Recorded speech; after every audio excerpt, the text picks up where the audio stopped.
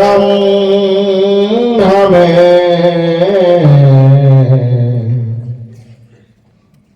ध्यावत है सब संत। गुरु है बड़ा गोविंद से मन में देख विचार। हरि सिरजे तो बार बार, गुरु सिरजे तो पार। गुरु सिरजे तो पार। मेरे व्यवहारिक एवं पारमार्थिक जीवन के प्रबल प्रेरणा स्रोत परमाराध्य परम पूज्य सदगुरुदेव जी छत्तीसगढ़ की पावन धरा पर स्थित धमतरी जिला के कुरुद प्रखंड अंतर्गत ग्राम परसट्ठी में अवस्थित सदगुरु कबीर आश्रम के तत्वावधान में आयोजित त्रिदिवसीय सत्संग समारोह के तीसरे दिन के इस समापन सत्र में मंच पर विराजमान इस कार्यक्रम के आयोजक संयोजक परम पूज्य संत श्री हरेंद्र साहब जी, सदगुरु कबीर आश्रम नवापारा से पधारे हुए वहां के वर्तमान अध्यक्ष परम पूज्य संत श्री विचार साहब जी, जिनके प्रखर विचारों को अभी हम लोग सुन रहे थे, बल्कि सुनने का और मन कर रहा था। यदि हमें पता चलता कि हमारे जाने के बाद गाड़ी में इतना डिस्क ब्रेक मार दिया जाएगा तो फिर मैं आधा घंटा और लेट कर देता। ऐसे प्रांजल विचारों को जनमानस तक पहुंचाने वाले सदगुरु कबीर आश्रम बुरहानपुर से पधारे हुए परम पूज्य संत श्री संतोष साहब जी, सदगुरु कबीर आश्रम करही भदर से पधारे हुए और पूर्व में सदगुरु कबीर पारक संस्थान प्रयागराज इलाहाबाद के अध्यक्ष रह चुके परम पूज्य संत श्री देवेंद्र साहब जी एवं इस मंच पर भी विराजमान विभिन्न स्थानों से पधारे हुए अपने ज्ञान ध्यान त्याग तप के प्रभाव से तीर्थों को भी परम पावन करने वाले परम वंदनीय संत समाज, विभिन्न स्थानों से पधारी हुई हमारी समस्त साध्वी बहनें एवं इस परिवर्तन परिवर्तक स्थल पर विराजमान अध्यात्म प्रेमी सज्जनों तथा देवियों,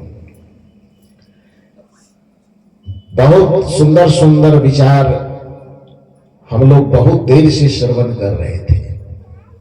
सुमधुर स्वर में भजनों का भी आनंद ले रहे थे। आज परम पूज्य श्री संतोष साहब जी ने इतनी अच्छी अच्छी बात आप लोगों को सुना दी है कि अब शायद लगता है कि कुछ आप लोगों को सुनना बाकी नहीं है। इतना ही सुन करके चले जाए तो ज्यादा अच्छा है। दिमाग में जितनी बातें पहुंच चुकी है उतने ही बात यदि आचरण में उतर जाए तो काम बन जाए। भारतीय संस्कृति की सबसे बड़ी खासियत है कि माता पिता और गुरु को देव का दर्जा इन्होंने दिया। दुनिया में जितनी सारी संस्कृतियां हैं, किसी भी संस्कृति में यह अद्भुत चेतना नहीं आई अभी तक कि माता पिता और गुरु को देव अथवा भगवान का दर्जा मिले, पत्नी को देवी का दर्जा मिले। ऐसा आज तक दुनिया का कोई ऐसा संस्कृति खोज करके आप देख लीजिए तो नहीं मिलेगा। माता पिता गुरु देव देवी पत्नी तक को देवी का संज्ञा मिले, यह भारत के अलावा, भारतीय संस्कृति के अलावा दुनिया के और किसी संस्कृति में यह देखने को नहीं मिले। भारत की विशेषता है ये। उस भारत की विशेषता यह है क्योंकि इसमें आध्यात्मिक चेतना है। चेतना के जागरण पर, संस्कारों के जागरण पर यहां पर काम होता है, चिंतन होता है। हालांकि बाद में लोगों ने देवी देवताओं की संख्या बढ़ाते बढ़ाते इतना बढ़ाया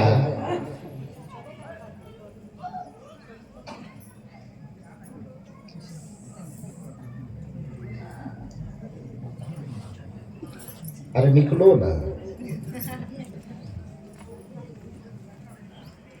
बोलिए सदगुरुदेव की। तो मैं निवेदन कर रहा था कि भारतीय संस्कृति की सबसे बड़ी विशेषता है कि माता पिता गुरु को देव की संज्ञा प्राप्त हुई। और बाद के लोगों ने उसमें थोड़ी बहुत चालाकी चालबाजी करते करते अपने रोजगार धंधा प्रवेश करवाते गए और देवताओं की संख्या बनाते बनाते पता नहीं कितने बना दिए। मैंने कल भी चर्चा किया कि कल एक परसों नया देवता एक ठौर बना है। कौन बना है? कुतेश्वर भगवान। ये मजाक नहीं कर रहा हूं, पूजा चल रही है, बहुत लोगों का धंधा उससे भी अब चलेगा। अभी मैं सकड़ी गया था घूमने, दर्रा गया था, तो वहां पर सज्जनों ने कहा कि एक देवता और बढ़ा दीजिए। मैंने कहा वहां बिल्ली है, बिलेश्वर महाराज बढ़ा दीजिए। लेकिन मूल रूप से जो भारतीय संस्कृति का प्रतिनिधित्व करने वाला ग्रंथ जिसे वेद कहा जाता था, उस वैदिक साहित्य के अंतर्गत मुख्य रूप से 3 देव ही थे। विचारकों ने थोड़ा विचार किया तो एक और बढ़ाया, मातृदेवो भव, पितृदेवो भव, आचार्य देवो भव, अतिथि देवो भव। स्वामी विवेकानंद आए, थोड़ा उसमें आधुनिक चिंतन करते हुए उन्होंने कहा कि 2 देवता और मेरे तरफ से जोड़ दो उसमें, दरिद्र देवो भव और मूर्ख देवो भव। दरिद्र देवो भव इसलिए क्योंकि यदि कोई लाचार, कोई भूखे, कोई विवश न हो तो कोई भी आदमी अपने धन की सदुपयोगिता करने के लिए दान दे तो कहां दे। क्योंकि दान देना अपने धन की सदुपयोगिता, मैं कहा करता हूं अक्सर, ये आदमी के जीवन में यदि अहम का 3 वजन बढ़ जाए, तन में वजन बढ़े तो व्यायाम करो, मन में वजन बढ़े तो ध्यान करो, और धन में वजन बढ़े तो दान करो। यदि तन संबंधी कोई अहंकार बढ़ जाए, तन संबंधी कोई विकार बढ़ जाए, तो व्यक्ति को व्यायाम करना चाहिए, तो उससे तन के रोग समाप्त होंगे। मन के अंदर काम, क्रोध, लोभ, मोह, ईर्ष्या, द्वेष, अहंकार का रोग लग जाए, विकार ग्रस्त हो जाए मन, तो एक ही उपाय है कि ध्यान कीजिए। और धन का अभिमान यदि आने लगे, धन हद से ज्यादा होने लगे, तो उस धन में विकार पैदा न हो, इसके लिए धन का दान करना चाहिए। ये बात आदमी को हमेशा ख्याल रखना चाहिए। तन को निरोगी रखने के लिए व्यायाम, मन को निरोगी रखने के लिए ध्यान, और धन को निरोगी रखने के लिए दान। ये ध्यान रखना है। अब कहीं ये मत सोचना कि महात्मा लोग अपना जुगाड़ लगा रहा है। क्योंकि आज संतोष साहब जी भी वही पर वचन किए कि 10 टकिया देने में दर्द होता है।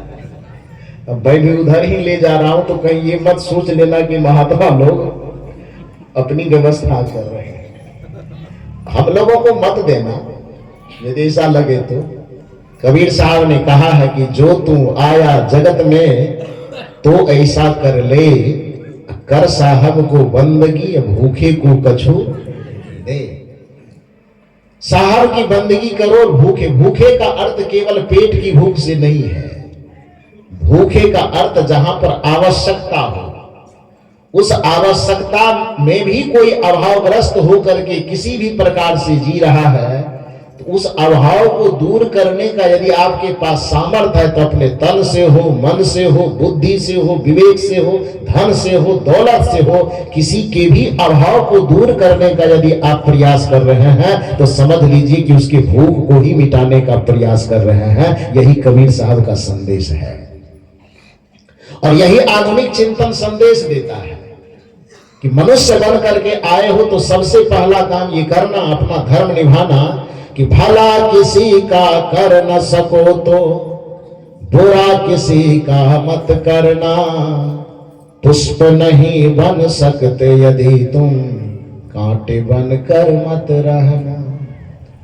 पहली कोशिश यह करो कि हमारे माध्यम से किसी का भला हो जाए, हमारे माध्यम से किसी का उपकार हो जाए, हमारे माध्यम से किसी के जीवन में सफलता की सुगंधी आ जाए, हमारे माध्यम से किसी के चेहरे पर मुस्कुराहट आ जाए, हमारे माध्यम से यदि किसी के माथे में कोई परेशानी का बोझ है तो वह बोझ उतर करके किसी का माथा, किसी का दिल, किसी का दिमाग हल्का हो जाए। यदि इतना ही कर दिए तो हजारों मंदिर में जाने का फायदा जो हो सकता है वो आपको एक आदमी के जीवन में ये संस्कार लाने से हो जाएगा। एक आदमी के जीवन में यदि आपने मुस्कुराहट ला दिया तो हजारों मंदिर में जाने से जो परिणाम नहीं निकल सकता वो परिणाम एक आदमी के चेहरे पर मुस्कुराहट लाने से हो जाएगा। हजारों तीर्थ यात्रा करने से जो लाभ नहीं मिलेगा, हजारों देवी देवता की प्रतिमाओं के सामने झुकने से जो लाभ नहीं मिलेगा, वह लाभ किसी आदमी के हृदय से द्वंद्व के, चिंता के, परेशानी के बोझ को खत्म करने से मिल जाएगा। इसलिए सदगुरु कबीर साहब ने कहा कि मेरी दृष्टि में पूजा भक्ति का पहला अंग यह होगा कि जो तो आया जगत में तो ऐसा कर ले, कर साहब को बंदगी और भूखे को कछो दे, भूखे को कुछ दो। भला किसी का कर न सको तो बुरा किसी का मत करना, पुष्प नहीं बन सकते यदि तुम कांटे बन कर मत रहना। इसी भजन में कड़ी आती है, बन न सको भगवान यदि तुम, कोशिश करो कि पहले भगवान बनो। भगवान का केवल पुजारी बनने से काम नहीं चलेगा। सदगुरु कबीर साहब कहते हैं कि वह तुमसे भगवान से मिलाने का दावा करता है जो तुम्हें चित्र का पुजारी बनाए रखना चाहता है, लेकिन मैं तुम्हें सीधे भगवान बना देना चाहता हूं, क्योंकि मैं तुम्हें चित्र से आगे निकल करके चरित्र का पुजारी बनाना चाहता हूं, चरित्र का पुजारी बनाना चाहता हूं। कई बार मैं कह चुका हूं कि कबीर साहब को लोगों ने इल्जाम लगाया कि वो देवी देवता के विरोधी है। कबीर साहब देवी देवता के विरोधी नहीं है। कबीर साहब के चिंतन में विरोध की झलक सिर्फ इस बात को लेकर के है कि कुछ लोग कहते हैं कि चित्र तक ही सीमित रह करके भक्ति करो। कबीर साहब कहते हैं यहां पर मेरी आपत्ति है। मैं ये कहता हूं कि चित्र तक सीमित रह करके भक्ति नहीं करनी चाहिए, बल्कि हमें चरित्र तक पहुंच करके उसका अनुकरण करना चाहिए। इसी को भक्ति कहा जाता है, इसी को देवताओं का पूजन कहा जाता है। राम का भक्त होना चाहते हैं, राम के चरित्र को उतारिए जो उतारने लायक है। सारे चरित्र को मैं उतारने नहीं कहूंगा।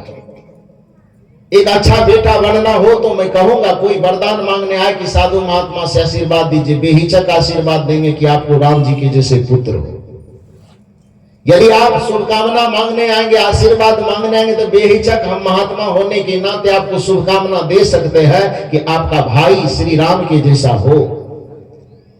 यदि आप शुभकामना मांगने आएंगे तो हम कह सकते हैं कि आपको यदि मित्र मिले तो श्री राम की तरह मिलना चाहिए। यदि आप कुछ शुभकामना मांगने आएंगे तो हम शुभकामना कर सकते हैं आपके लिए। यदि आपके राज्य का राजा भी हो तो निश्चित रूप से श्री राम के जैसे होना चाहिए। लेकिन यदि आप कहीं ये वरदान मांगने आ गए कि हम शादी करने जा रहे हैं, हमारा बेटी के दामाद भी राम जी के जैसे होना चाहिए, तो हम कहेंगे कि भरम में हो, ये वरदान मत मांगो। दुनिया में और सब चीज राम की जैसे, राम जी के जैसे आपके परिवार में बेटा होना चाहिए, भाई होना चाहिए, शिष्य होना चाहिए, मित्र होना चाहिए, इससे मैं सहमत हूं, ये कबीर मंच सहमत है। लेकिन सदगुरु कबीर साहब का मंच इस बात से सहमत नहीं है कि राम जी जैसा दुनिया में किसी को पति मिले। किसी को राम जी के जैसा पति नहीं मिलना चाहिए। पति मिलना चाहिए तो किसके जैसा? भारतीय संस्कृति में पति पत्नी का आदर्श उदाहरण यदि कोई है तो भगवान शिव और माता पार्वती आदर्श पति पत्नी का उदाहरण है। इसलिए पति पत्नी होना है तो शिव और पार्वती की तरह होना चाहिए। कोई यदि पूछे कि हमें एक न्यायिक होना है, जज बनना है, तो किसके जैसा बनना है? मैं कहूंगा राम जी के जैसा कभी मत बनना।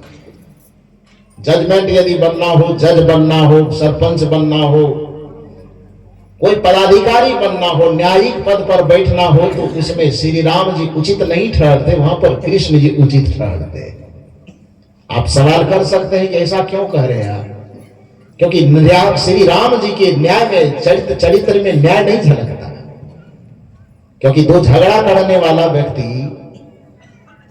मान लीजिए कि आपके पास पहुंचा, आपको कोई पदाधिकारी बना दिया गया है और आपके सामने में दो झगड़ने वाला व्यक्ति जाए और आपसे एक पक्ष, एक पार्टी के लोग अपनी समस्या सुना दे, तो एक ही पक्ष की समस्या को सुन करके आप न्याय कर देंगे, जजमेंट हो जाएगा। यदि कहीं जजमेंट हो रहा है तो ये उचित हो रहा है कि अनुचित हो रहा है? थोड़ा अपना बुद्धि विवेक से बोलिएगा। ऐसा न लगे कि साहब जी के मंच के सामने बैठे हैं तो सब में हाँ हाँ मिलाना है। ऐसा नहीं करना है। यदि अनुचित लगे तो उसमें टोकिएगा जरूर। ये खुली छूट है आपको कि जो बात आपको सुनाई जा रही है, यदि उसमें लगे कि कुछ आपत्तिजनक बातें कही जा रही है, तो उस पे आप चाहे खड़े होकर के आप सवाल कीजिए मुझसे कि आप ऐसा क्यों कह रहे हैं। हो सकता है मैं जवाब दे पाऊं, जवाब न दे पाऊं तो फिर आप जो जवाब देंगे उससे मैं सहमत हो जाऊंगा। क्योंकि सदगुरु कबीर साहब का मंच अंधविश्वास का मंच नहीं है, ये तर्क वितर्क और विचार का मंच है। और भारतीय संस्कृति ही तर्क का मंच है भाई। लोग कहते हैं कि सगुनवादी लोग जो है ना, खाली मानो तो देव न तो पत्थर वाली परंपरा, विश्वासो फलदायकम वाली। ना ना ना ना ना, असल बात यह है कि मैंने कई बार इस चीज का जिक्र किया है कि सनातन संस्कृति के ग्रंथों को लोगों के दिल दिमाग तक पहुंचने ही नहीं दिया गया। और ग्रंथों की बात तो छोड़िए, समान सी बात, रामचरितमानस ग्रंथ के ही सारांश को, उसके उचित बातों को लोगों के दिल दिमाग तक नहीं पहुंचने दिया गया है। यदि श्री राम जी के ही संदेश को लोगों तक उचित तरीके से पहुंचा दिया जाता तो फिर आंख मूंद करके बात करने की बात धर्म के जगत में नहीं की जाती। धर्म जगत में तब ये चर्चा नहीं की जाती कि राजा सगर को एक साथ 60,000 बच्चे पैदा कर गए और सामने वाला प्रश्न नहीं कर रहा है, बल्कि वृंदावन बिहारी लाल की जय बोल रहा है। सदग्रंथ ये सलाह नहीं देता है। प्रियव्रत जी जब चल रहे थे अपने रथ से, तो उसके रथ के चक्के से जो धारा बनी, रथ के चक्के से जो निशान बने, वो धरती का 7 समुद्र बन गया। सामने वाला खड़ा होकर सवाल नहीं कर रहा है, बल्कि सुर में सुर मिला करके वृंदावन की जय बोल रहा है। और यदि उस पर कोई तर्क कर रहा है तो कहता है कि ये नास्तिक है, ये सनातन धर्म के विरोधी है। ऐसा नहीं है। सनातन धर्म यह सिखाता है। श्री राम जी जब 14 वर्ष अयोध्या में वनवास भुगतने के बाद सीता जी को लौटा करके लंका से लाए अपने अयोध्या में, राजगद्दी पर विराजमान होने के बाद उन्हें लगा कि अपने नगर वासियों को जमा करके जो मैं सीख करके आया हूं, ऋषि मुनियों से, ज्ञानी ध्यानी महात्माओं से आध्यात्मिक चिंतन को सीख के आया हूं, तो पूरे अयोध्या वासी को ऐसा मौका तो लगेगा नहीं कि जाकर के ऋषि मुनि से बातचीत करे, बैठे। फुर्सत उतना किनको है। अब छत्तीसगढ़ से बिहार सब लोगों को जाना होता तो फुर्सत कहां से होती। वो तो श्री हरेंद्र साहब की कृपा है कि साल में एक बार आपसे हमको मुलाकात करवा देते हैं। एक बार इनके लिए जोरदार ताली बजा करके अभिनंदन। ये संतों की कृपा है कि आपको मुझसे मुलाकात करवाने के लिए आपको मेरे पास नहीं जाना पड़ता है, मुझे ही बुला करके आपके पास ला दिया जाता है।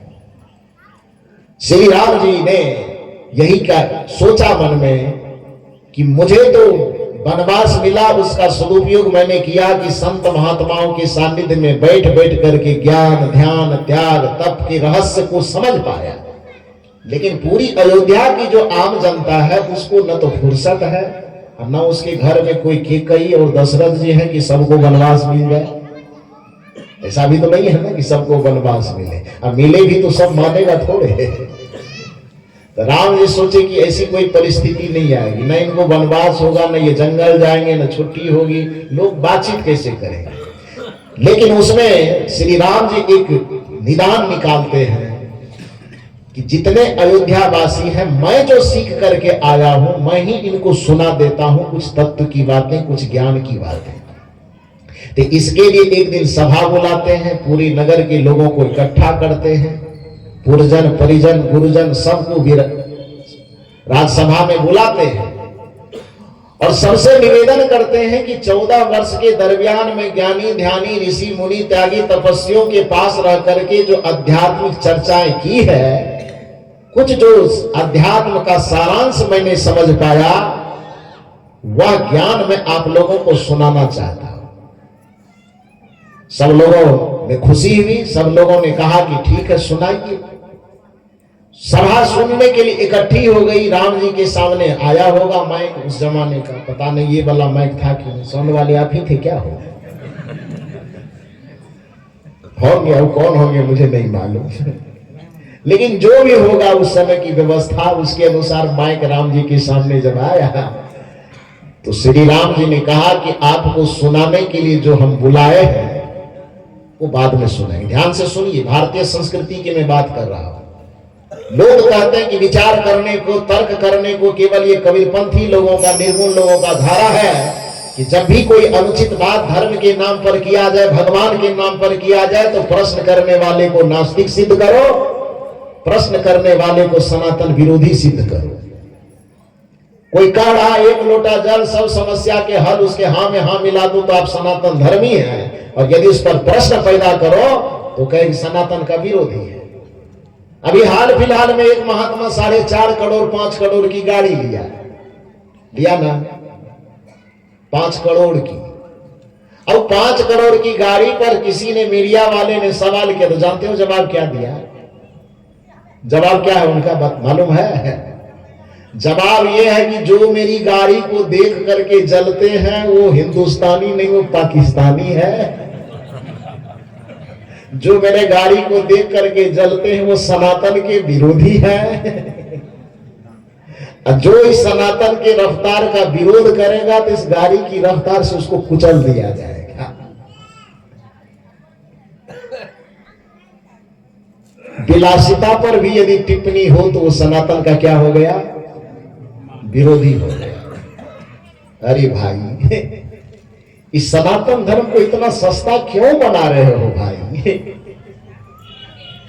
सवाल को ही मार रहे हो। जब सवाल मर जाएगा, आप कल्पना कीजिए कि भारतीय संस्कृति में भी अर्जुन का सवाल मर जाता तो आपके पास गीता पहुंच पाती क्या?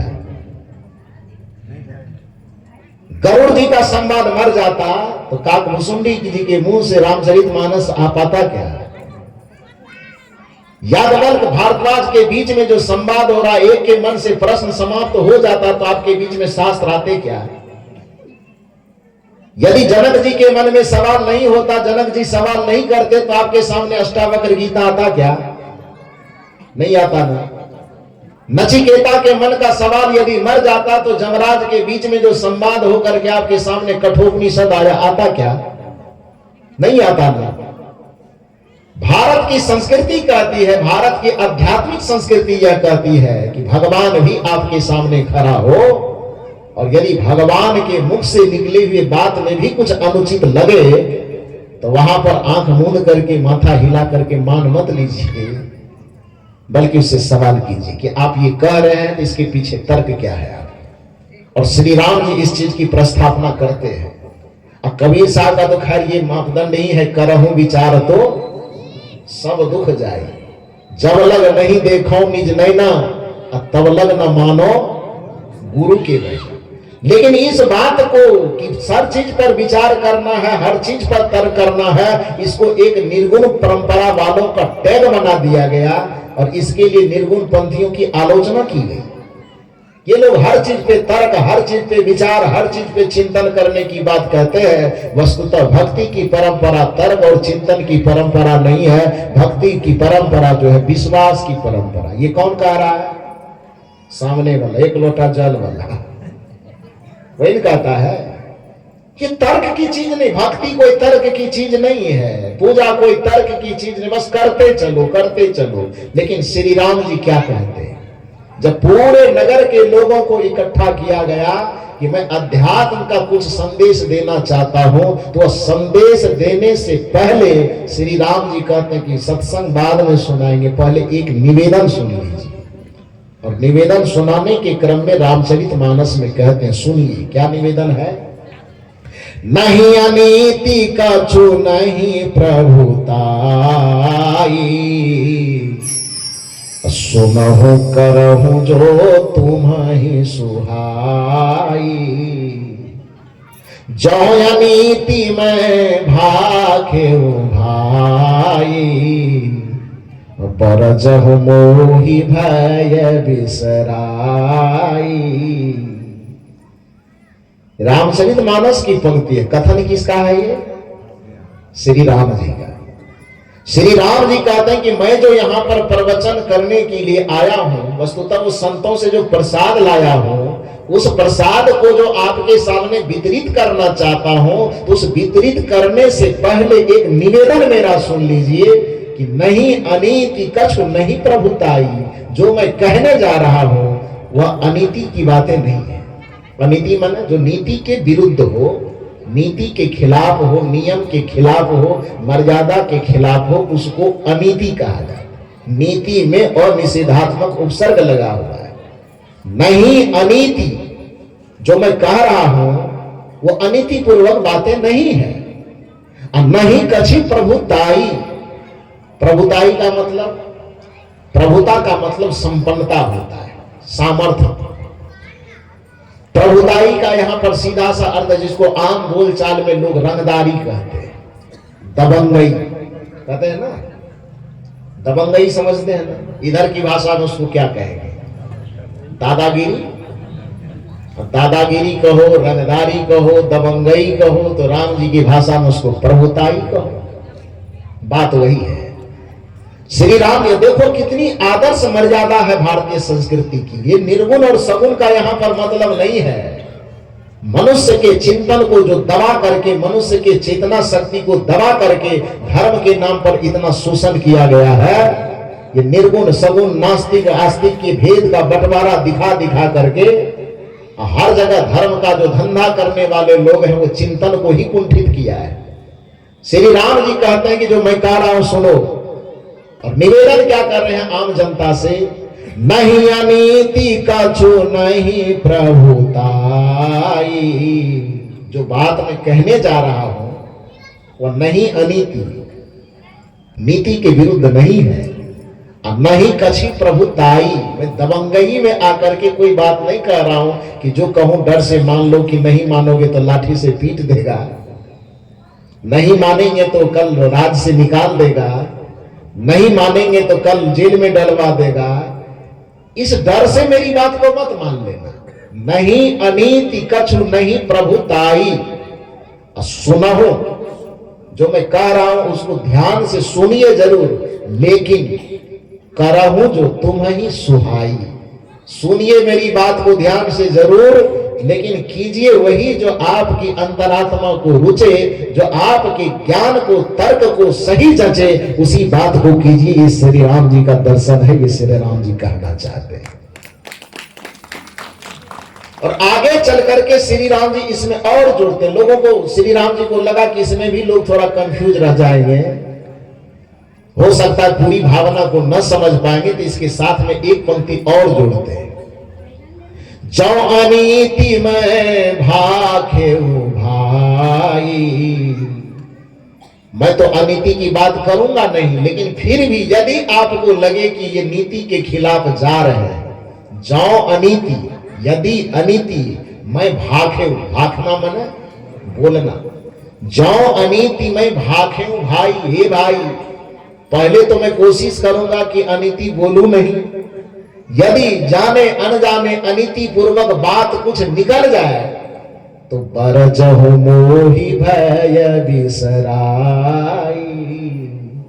मुझसे किसी प्रकार का डर किए बगैर, मुझसे किसी प्रकार का भय किए बगैर बरजना, बरजना का मतलब रोकना, कि आप मेरे सामने में खड़े होकर के रोको। ये मत समझना कि दशरथ का पुत्र है तो कैसे रोक दो, ये भी मत समझना कि अयोध्या का राजा है तो कैसे रोक दो, यह भी मत समझना कि पूरी दुनिया के लोग भगवान कहते हैं तो कैसे रोक दो। कुछ भी राम जी नहीं कहते, कहते सारे चीजों को हटा करके केवल तुम श्रोता बनना, मैं वक्ता बनूंगा। पहली कोशिश में ये करूंगा कि मैं प्रभुताई में कोई बात न करूं, अनीति में कोई बात न करूं। फिर भी यदि मेरे मुख से अनीति पूर्वक बातें कुछ निकल जाए तो बरजहु मोहि भय बिसराई।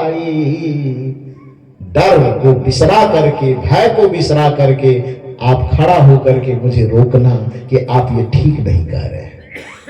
अब आप कल्पना कीजिए कि भगवान कहलाने वाले व्यक्ति, जिसको भगवान दुनिया में मान रहे हैं, वही कथाकार जो कथा मंच पर बैठे हुए हैं, वो भगवान, उनके भगवान कह रहे हैं कि भैया यदि मैं कुछ गलत बोलूं तो आप मुझे रोको।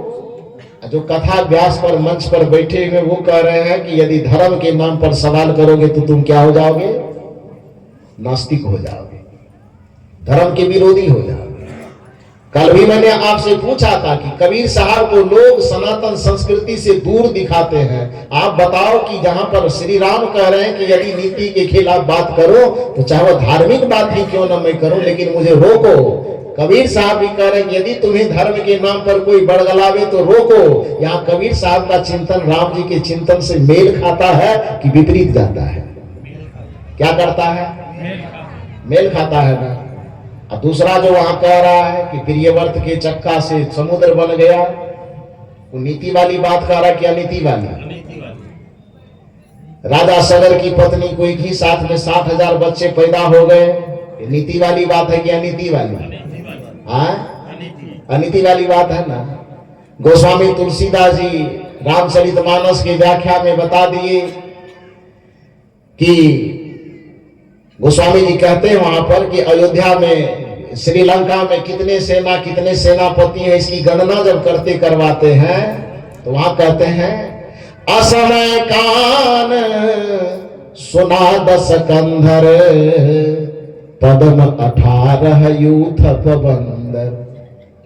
हे दशाना, आप जो मुझे गुप्तचर बना करके वहां पर भेजे, मैं श्रीलंका में जो राम जी की छावनी है जिसमें युद्ध के लिए सारे सेनापति एकत्रित हैं, मैं उसका अवलोकन करके आया हूं। तो आंख की क्षेत्रफल तो उतनी थी नहीं कि मैं सबको देख सकूं। वहां चर्चा करते हुए लोगों से सुना है, आपको सुना रहा हूं। असमय कान सुना 10 कंधर। संख्या कितनी है? यूथप की, यूथ की नहीं, यूथ मन समूह, यूथप मन समूह का एक नायक, सेनापति। यूथ का मतलब सेना, यूथप का मतलब सेनापति।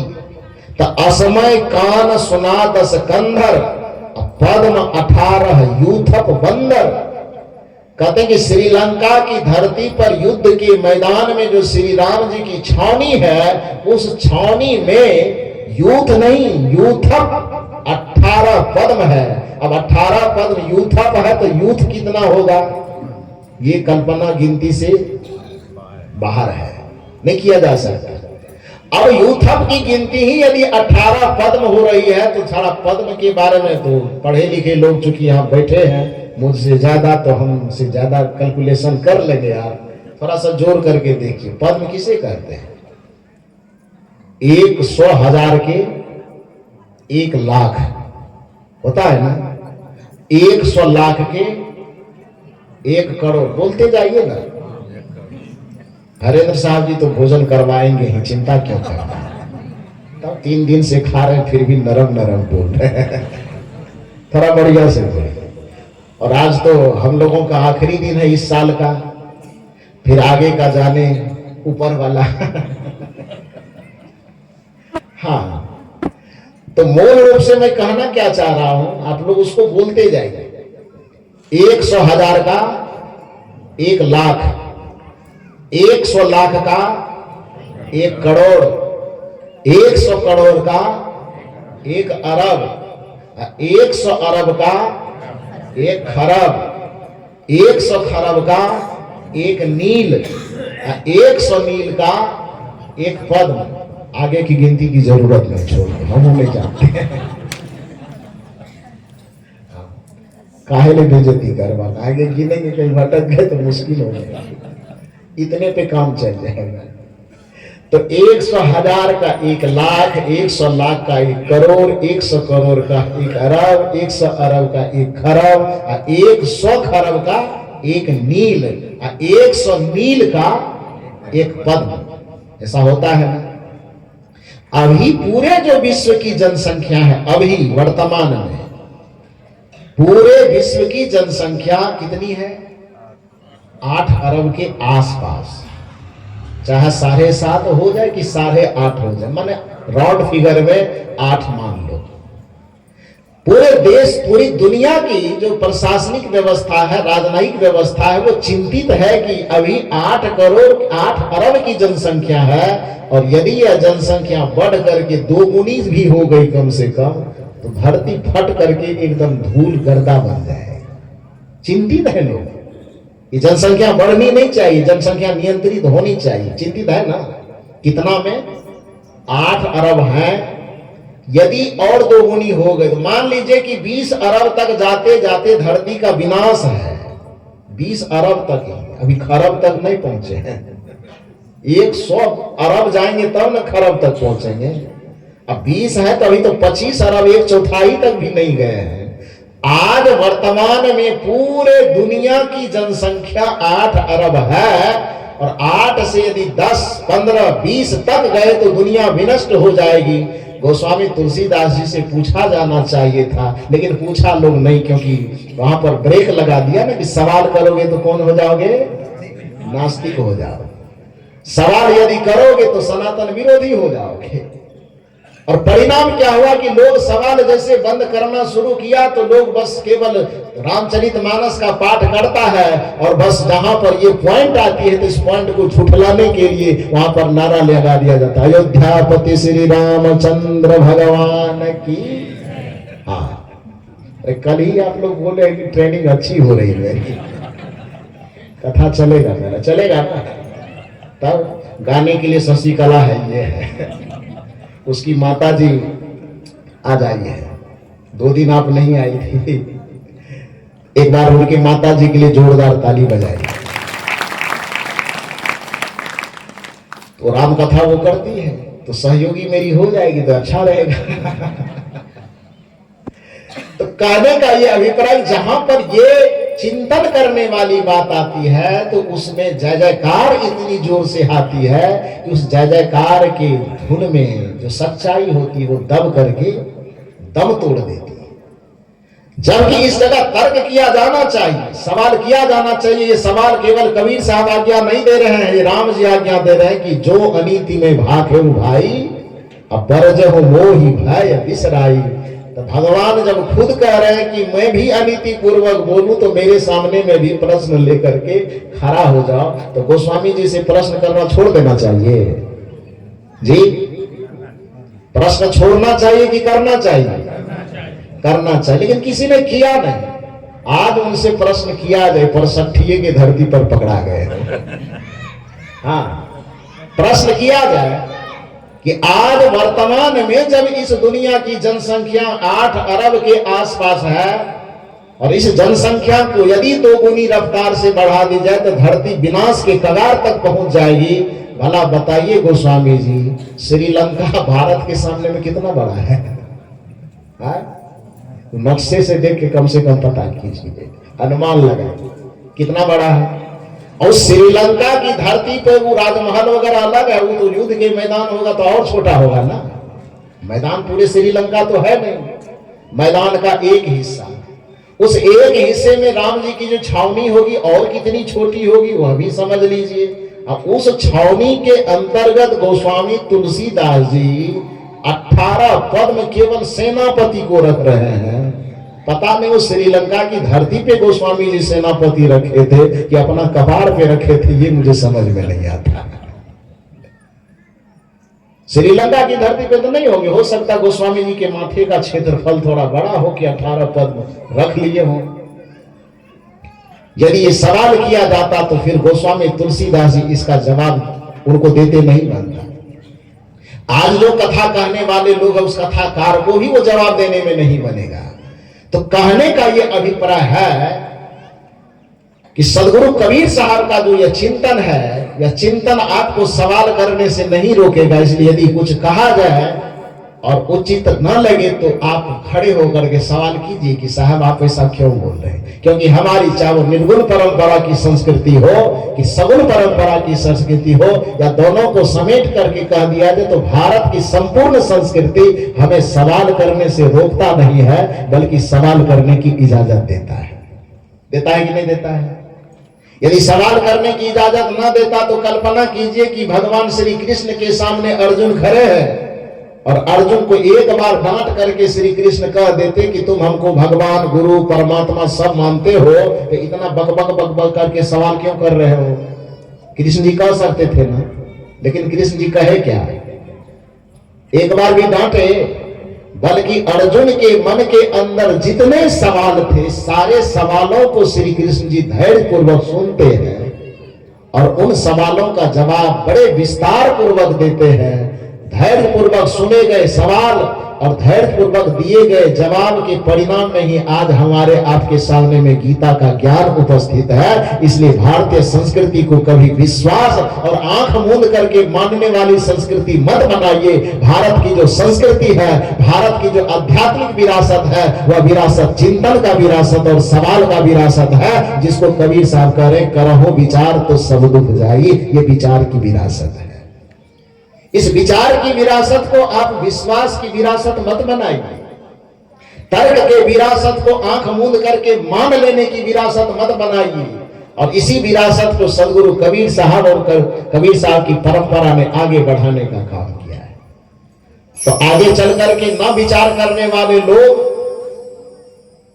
देवी और देवता के नाम पर इतने देवी देवता खड़े करते चले गए और उसमें आज भी वो कमी नहीं आई है। कहीं कुतेश्वर महाराज बन रहा है तो कहीं बिलेश्वर महाराज बन रहा है, अब कहीं कुछ समय आगे होगा गधेश्वर महाराज भी बनेगा ना, बन सकता है। जो भी हो, कहने का अभिप्राय ये है कि भारतीय संस्कृति में मूल रूप से 3 देव थे प्रमुख रूप से। कौन कौन? मातृदेवो भव, पितृदेवो भव, आचार्य देवो भव और एक देव अतिथि देवो भव। और स्वामी विवेकानंद के आधुनिक सोच के अनुसार 2 देव उसमें और जोड़े गए, दरिद्र देवो भव और मूर्ख देवो भव। दरिद्र देवो भव क्यों? क्योंकि दरिद्र है सामने में, तभी तो आप कुछ दे पा रहे हैं, अपने जीवन की सार्थकता को सिद्ध कर पा रहे हैं। कल्पना कीजिए कि यदि मूर्ख ना हो तो विद्वान का महत्व क्या होगा? अंधकार हो ही नहीं तो लाइट का महत्व होगा, जनरेटर का महत्व क्या होगा? यदि इतने श्रोता समाज न आते तो फिर माइक के सामने बैठ करके वक्ता लोग क्या करते? झाल बजाते हैं। वक्ताओं का जो महत्व है किसके आधार पे है? उस श्रोताओं के आधार पे है। प्रकाश का जो महत्व है किसके आधार पर है? अंधकार के आधार पर है। सोने का जो महत्व है वह किसके आधार पे है? मिट्टी के आधार पर है। फूलों का जो महत्व है किसके आधार पे है? कांटों के आधार पे है। ठीक उसी प्रकार से आपके भी धनवान होने का जो महत्व है वो गरीब होने के आधार पर है। इसलिए आप गरीब लोगों को देवता बना करके उसकी आराधना कीजिए, तभी आपके अमीरी की खुशबू बरकरार रह सकेगी। यही स्वामी विवेकानंद कह सकते हैं। कोई अनपढ़, कोई मूर्ख, कोई अज्ञानी आदमी आपके सामने में आवे तो उसको धुतकारिए मत, उसको नीचा मत दिखाइए, उसको धिकारिए मत।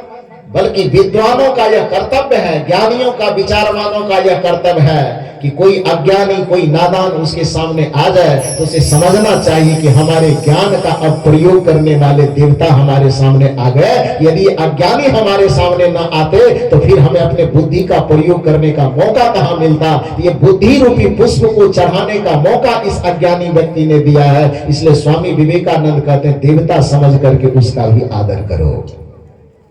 मूर्ख देवो भव और दरिद्र देवो भव।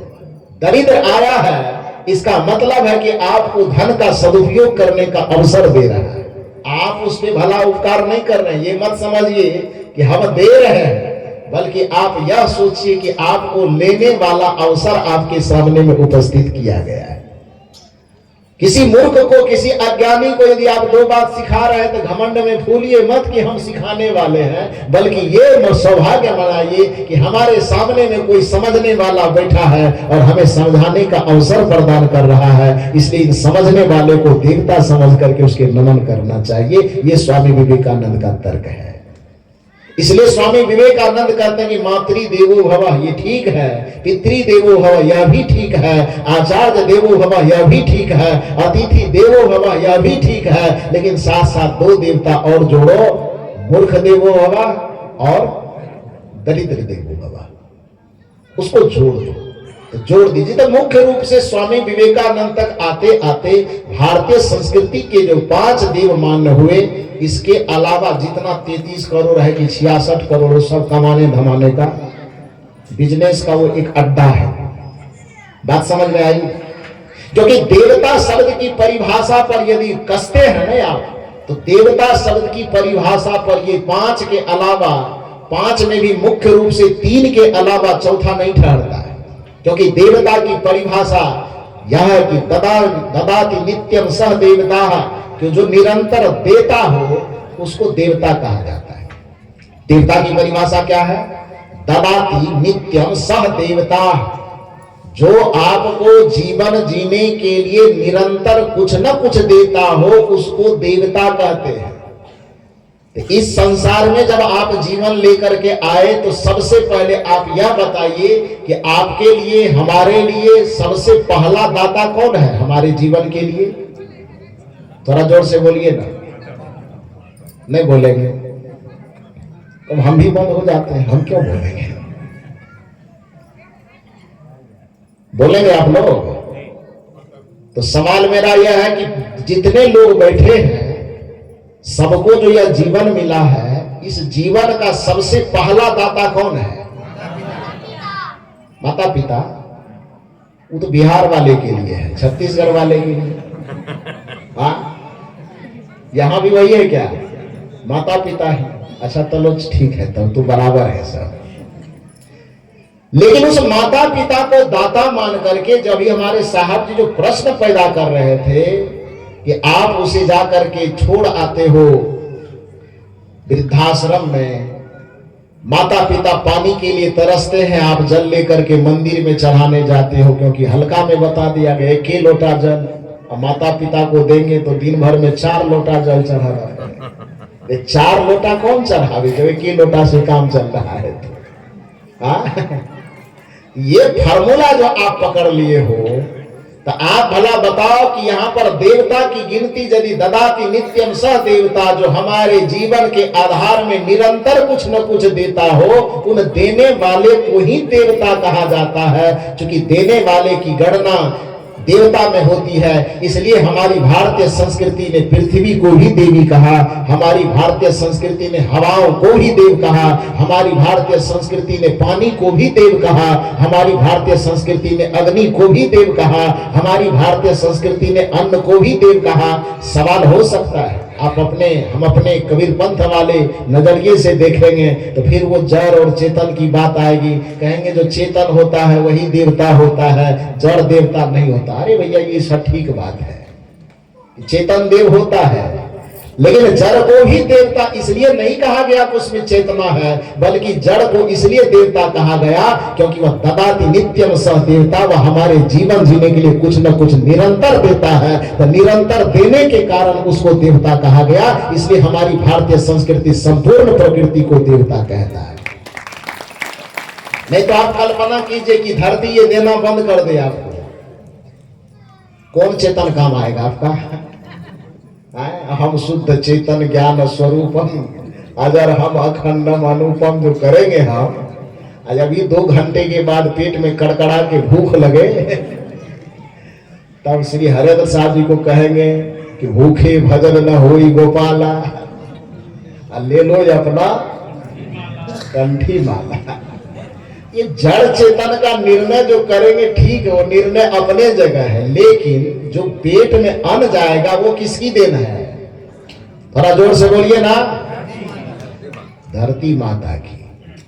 तो इसलिए उनसे हम जन्म न भी लिए हैं, फिर भी वह जीवन में उसका इतना योगदान है कि उसके उपजाए अन्न यदि हमारे पेट में न जाए तो सब धर्म कर्म सिद्धांत कथा कीर्तन अपनी जगह रह जाएगा और हम वृंदावन बिहारी लाल की जय हो जाएगी। तो इसलिए धरती में कोई चेतना न होने के बावजूद भी धरती निरंतर हमको देती है, इसलिए हमारी संस्कृति उसको देवी कह करके उसको नमस्कार करता है। हवा कोई चेतना नहीं है, लेकिन हवा में चेतना न होते हुए भी एक बार कल्पना कीजिए कि आप एक बार नाक से एक सांस ऊपर खींचते हैं, बाहर छोड़ने का मौका न मिले, या बाहर जो छोड़ दिए हैं आप कहें कि हवा को तो हम कुछ मानवे नहीं करते, तो बाहर छूट गया और अंदर हवा जाए ही नहीं, तब क्या होगा? क्या होगा बोलिए? तो हवा हमारे जीवन का अस्तित्व है ना जी, है कि नहीं है? तो हमारे जीवन में उस हवा का योगदान है कि नहीं? तो हवा निरंतर हमारे जीवन के पोषण के लिए निरंतर दे रहा है, इसलिए ददाति नित्यम सह देवता। इसलिए उस हवा को जड़ होने के बावजूद भी संतों की परंपरा में उसको हवा को देवता कह करके पुकारा गया।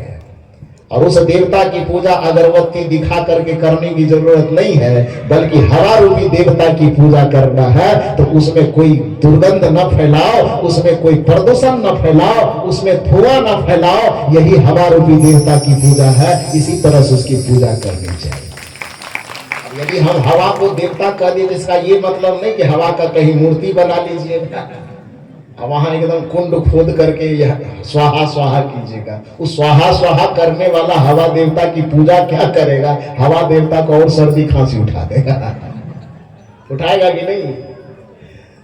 तो हर चीज की पूजा, और जल को देवता कहते तो नदी की पूजा जाकर के वहां दिया अगरबत्ती दिखा के नहीं करना, जैसा कि गंगा जी की पूजा करते हैं, खूब आरती करता है, गंगा जी में कूड़ा कचरा खूब डालता है, और शाम के वक्त में जाकर के आरती कर लेता है। वो पूजा नहीं है नदी की। नदी की पूजा इतनी मात्र है कि नदी को स्वच्छ रखो, उसमें गंदगी प्रवाहित न करो, जल को प्रदूषित न करो, नदियों को सुरक्षित रखो, पेड़ को सुरक्षित रखो, पहाड़ों को सुरक्षित रखो, ताकि हमारा वातावरण सुरक्षित रहे। यही प्रकृति देवता की पूजा है। अगरबत्ती दिखाना प्रकृति देवता की पूजा नहीं है, ये चीज सीखना पड़ेगा।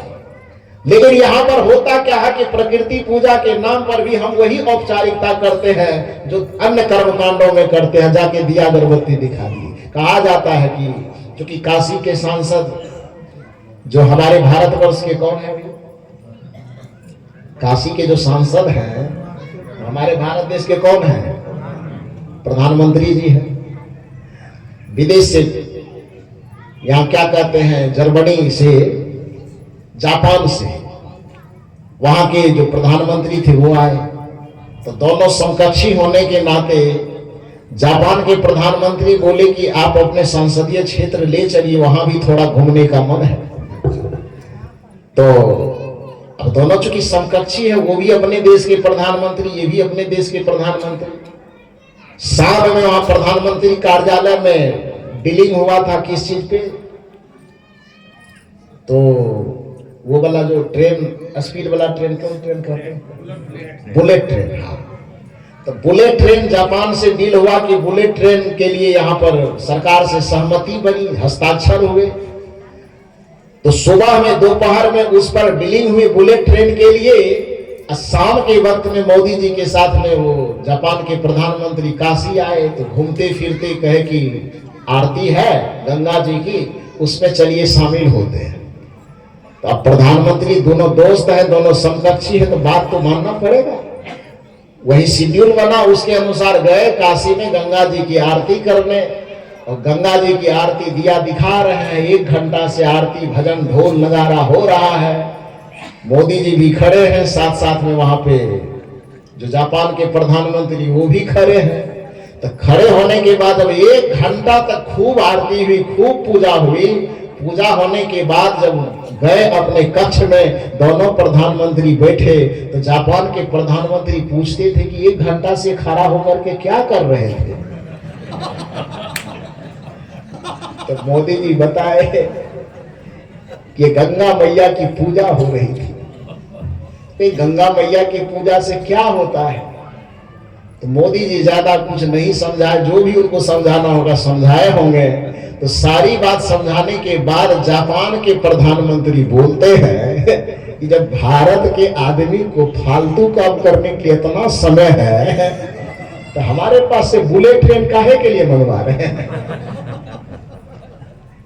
कि बुलेट ट्रेन की आवश्यकता तो उस व्यक्ति को है जो समय को बचाना चाहता है, लंबी दूरी की यात्रा करनी है, समय बचे तो उस समय का हम कुछ उपयोग करें। और यहां पर मैं देख रहा हूं कि आप पानी को भी घंटों घंटों यहां आरती दिखा रहे हैं। तो जिस देश के आदमी को इतनी फुर्सत है, पानी के आरती दिखाने में घंटों समय वो दे सकता है, तो फिर यहां बुलेट ट्रेन की आवश्यकता क्या है? क्यों चाहिए? मत दीजिए। ये बताइए कि आपके देश की बड़ाई हो गई कि बुराई हो गई? बड़ाई हो गई है। हाँ? सोच के देखिए, देवताओं की पूजा के नाम पे नदियों की पूजा आपको जरूर करनी चाहिए, लेकिन नदियों की पूजा उसकी स्वच्छता में है, दिया और अगरबत्ती दिखाने में नहीं है।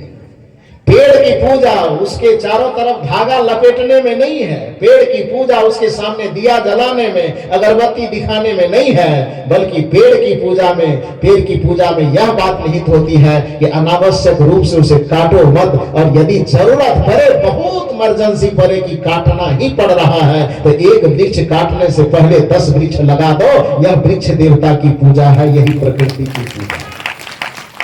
पूजा करना है तो इस तरीके से करो ना, खाली कबीर साहब पर कहोगे कि कोई पूजा मानवे नहीं करता है। मानते हैं, लेकिन थोड़ा दूसरा तरीका से मानते हैं। कबीर साहब ये नहीं कहते कि धागा लपेट करके पूजा करो। कबीर साहब कहते हैं जरूरत पड़े तो पहले काटो मत वृक्ष को, और यदि काटना पड़े तो 1 को काटने से पहले कितना लगा दो? 10 लगा दो। ये वृक्ष की पूजा हुई कि नहीं हुई? इस तरीके से पूजा करो। तो कहने का ये मतलब है कि नदियां भी हमें देती है, और देने वाले को देवता कहा जाता है। ये महात्मा लोग ही खाली नहीं कहते, फिल्म बनाने वाले की दुनिया से एक गीत निचोड़ करके मैं लाया हूं, सुनोगे आप लोग? देवता की परिभाषा फिल्मी नाम पर तो सब माथा हिला रहा है। बड़ा सुंदर पंक्ति है, बहुत सुंदर पंक्ति। मधुवन खुशबू देता है। मधुवन की विशेषता क्या है? फुलवारी का गुणगान क्यों किया जाता है? फुलवारी की खुशबू क्यों प्रशंसनीय है? क्योंकि वह खुशबू अपने अंदर को रखती नहीं, वह दुनिया को बांटती है। मधुवन खुशबू देता है, सागर सावन देता है।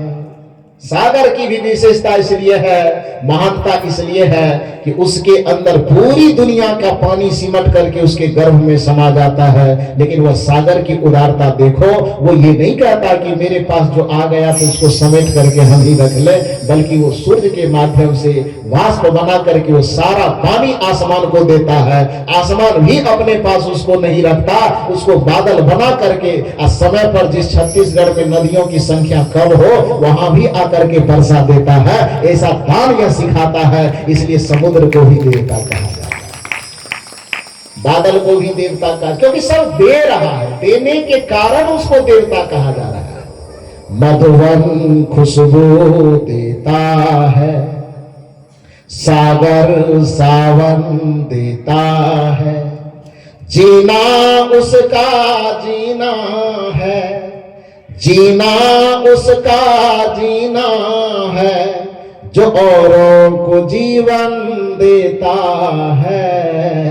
मधुवन खुशबू देता है, सागर सावन देता है। मधुवन खुशबू दे रही है, सागर सावन दे रहा है, ये हवा तो आपको दे ही रही है, पृथ्वी आपको दे ही रहे हैं, जल आपको दे ही रहे, पूरा प्रकृति आपको दे रही है। इसलिए प्रकृति को संरक्षित रखो, यही प्रकृति देवता की पूजा है, ये करना आवश्यक भी है। देवता के नाम पर अनर्गल चीजें मत करो, बल्कि देवता मुख्य रूप से मैंने कहा कि देने वाले ही देवता हैं। तो हमारे जीवन का सबसे पहला दाता कौन है? माता पिता। उसकी सेवा करते हैं। हम कहते हैं कि हम राम जी के भक्त हैं, लेकिन राम जी से हमने सीखा कुछ कि राम जी ने इस धरती पर अपने चरित्र को महानता की उच्च शिखर तक ले गए, तो वो किस देवता की पूजा किए थे? श्री राम जी किस देवता की पूजा किए थे? सत्यनारायण भगवान के? हाँ, दुर्गा जी के? किसकी पूजा किए थे? माता पिता और गुरु की। यकीन ना हो तो पंक्ति सुनिए, सुनते तो है ही आप लोग, हमसे ज्यादा दोहराते हैं। प्रातः काल उठी के रघुनाथा, आगे आप लोग बोल दीजिए तो। जय हो जय हो जय हो।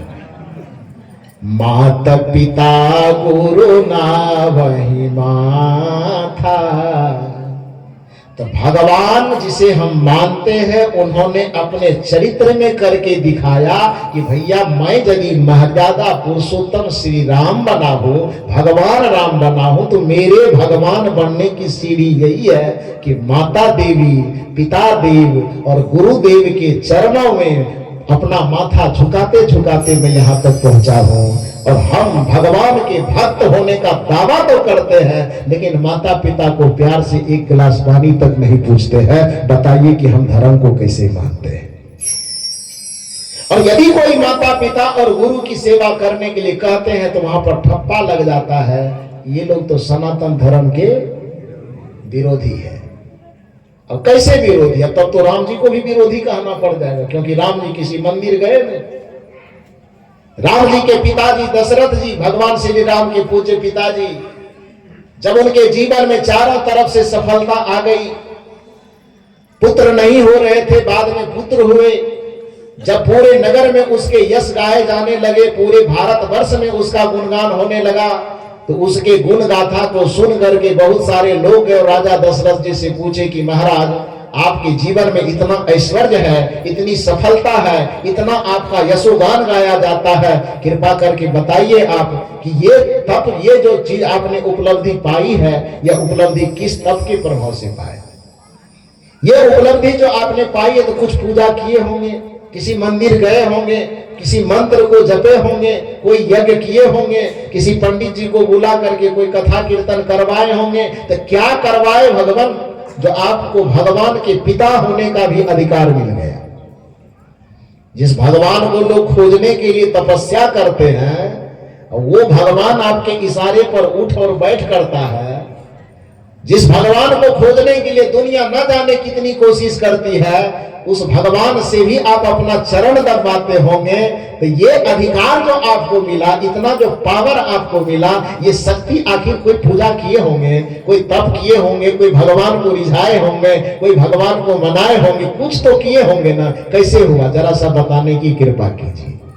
लोगों ने पूछा, किससे पूछा? महाराज दशरथ से। महाराज दशरथ कौन है? राम जी के पापा। पिताजी नहीं समझेगा ना आज के लोग, पापा भी ना समझे तो कह दीजिए राम जी के डैडी, वो समझ जाएंगे। क्योंकि पिताजी कहने का प्रचलन अब कम हो गया। अब पापा, डैडी, अब पापा भी बोलने में पता नहीं, शब्द से भी लोग इतने कंगाल होते जा रहे कि पापा भी कम हुआ, पा से शुरू, पा इतने कहता है। मम्मी भी अब नहीं कह रहा, लोग मॉम कह रहा मॉम। तो कहने का यही परा है कि श्री राम जी के जो पूज्य पिताजी महाराज दशरथ दशरथ से ही सवाल किया जा रहा है कि आप तो भगवान के पिता हैं, आप जो बताएंगे तो कहीं गड़बड़ नहीं बताएंगे, इसलिए आप बताइए कि आप जो इतनी उपलब्धि प्राप्त किए हैं, भौतिक आध्यात्मिक हर एक तरह की सफलता जो आपको मिली है, इस सफलता का रहस्य क्या है? हम लोग भी वही करेंगे जो आप किए हैं, वही करेगा। अरे भगवान के पिता जो किए हैं तो उसका अनुकरण कौन नहीं करना चाहेगा? दुनिया करना चाहेगी। तो लोगों ने पूछा कि आप कौन सा पूजा किए, किस मंदिर गए थे, किसकी कथा करवाए थे, जरा सा बताइए। महाराज दशरथ कहते हैं, ध्यान से सुनिए, यदि मेरी सुनी हुई बात पर यकीन न हो तो रामचरितमानस को पलटिए और रामचरितमानस के अंदर इस चौपाई को देखिए कि जो मैं कह रहा हूं। महाराज दशरथ कहते हैं, जे गुरु चरण रेणु सिर धरही, तेजन सकल विभव बस करही। महाराज दशरथ कहते हैं कि यदि तुम्हारी उम्मीद यह है कि मैं किसी मंदिर जाकर के कोई आराधना किया हूं तो तुम भ्रम में हो। यदि तुम्हें लगता है कि किसी तीर्थ करने के परिणाम में हमको ये जीवन की सभी सफलताएं मिली है तो तुम भ्रम में हो। यदि तुम्हें लगता है कि हम कोई व्रत उपवास करके, कोई यज्ञ हवन करके ये उपलब्धि हमने हासिल किया है तो तुम भ्रम में हो।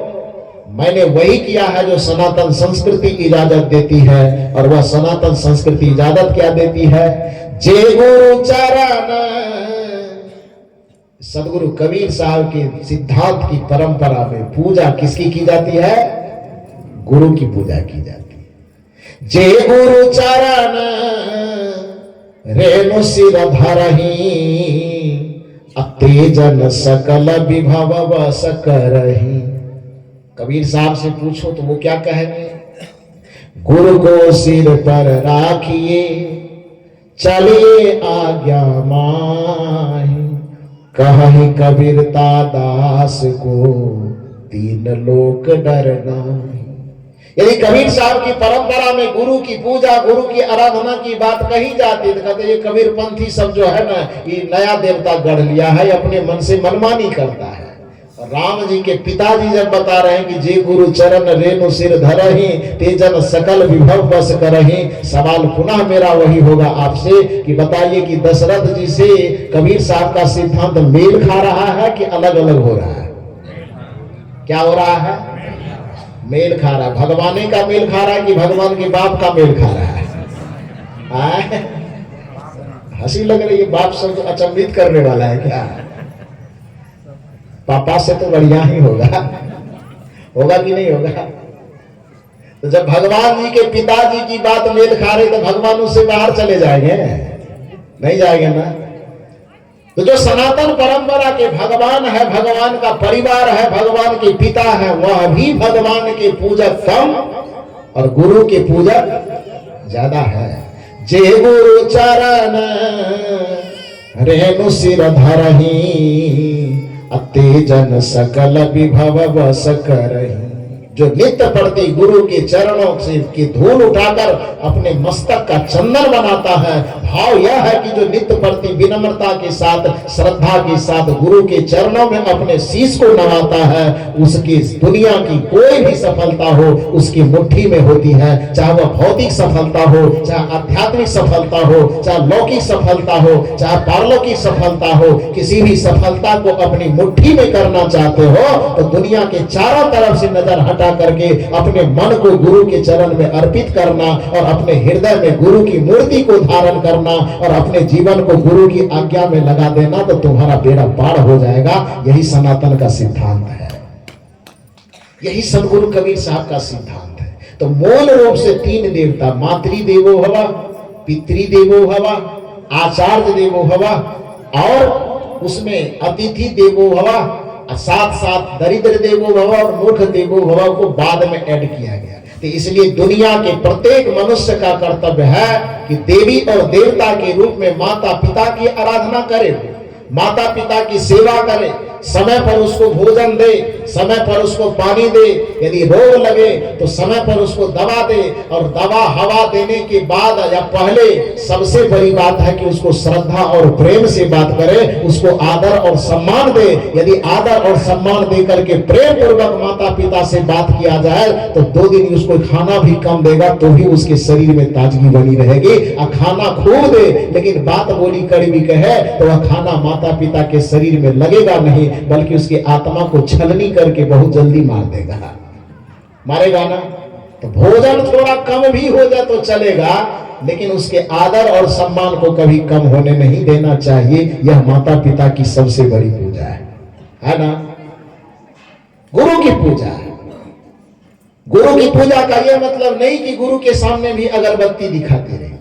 गुरु की पूजा का अर्थ है गुरु की आज्ञा के अनुसार आप आचरण कीजिए। गुरु का जो आदर्श है, गुरु की जो मर्यादा, उस मर्यादा को अपने चरित्र में, अपने आचरण में उतारिए, उनके संदेश को अपने आचरण में उतारिए, तभी आपका कल्याण होगा। तो भारतीय संस्कृति मूल रूप से माता पिता गुरु को देव की संज्ञा दिए, पत्नी को भी संज्ञा दी। अभी हमारे साथ पत्नी की परिभाषा थोड़ा गड़बड़ की है। आप लोगों का पक्ष नहीं है, साहब जी को खाना कम देना। हाँ, उन्होंने कहा पत्नी किसे कहते हैं, किसे कहते साहब, कौन परिभाषा होता है? हाँ, जो तनी तनी रहे, पति से जो तनी तनी रहे उसको क्या कहते हैं? पत्नी। इसके भोजन में कटौती जरूर कीजिएगा आप। हाँ, हम नया परिभाषा दे रहे हैं। पत्नी का अर्थ जो पति से तनी तनी रहे वो पत्नी नहीं है, बल्कि पत्नी का अर्थ है जो अपने पति को पतन के रास्ते में जाने से बचावे, उसको पत्नी कहा जाता है। ये पत्नी का परिभाषा। पति को पतन के रास्ते में जाने से जो बचाती है उसको क्या कहते हैं? पत्नी कहते हैं। ताली जोर से बजा। खबर मेडिकल के तो भी नहीं, तब तो संतोषे साहब वाला परिभाषा ठीक है।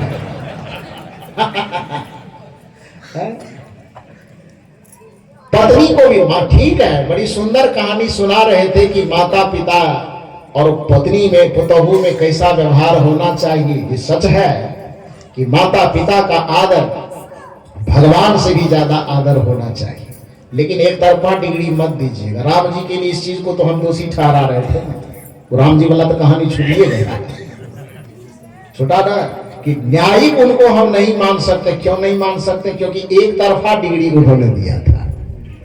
बाली, राजा बलि जो सुग्रीव के भाई थे, बाली, वह जाते हैं, सुग्रीव अपने तरफ से उसको सुनाते हैं, दर्द सुनाते हैं कि हमको ये परेशानी है, मेरे भाई मुझे घर से निकाल दिए, मेरा राजपाट छीन लिए, मेरी पत्नी के साथ दुर्व्यवहार किया।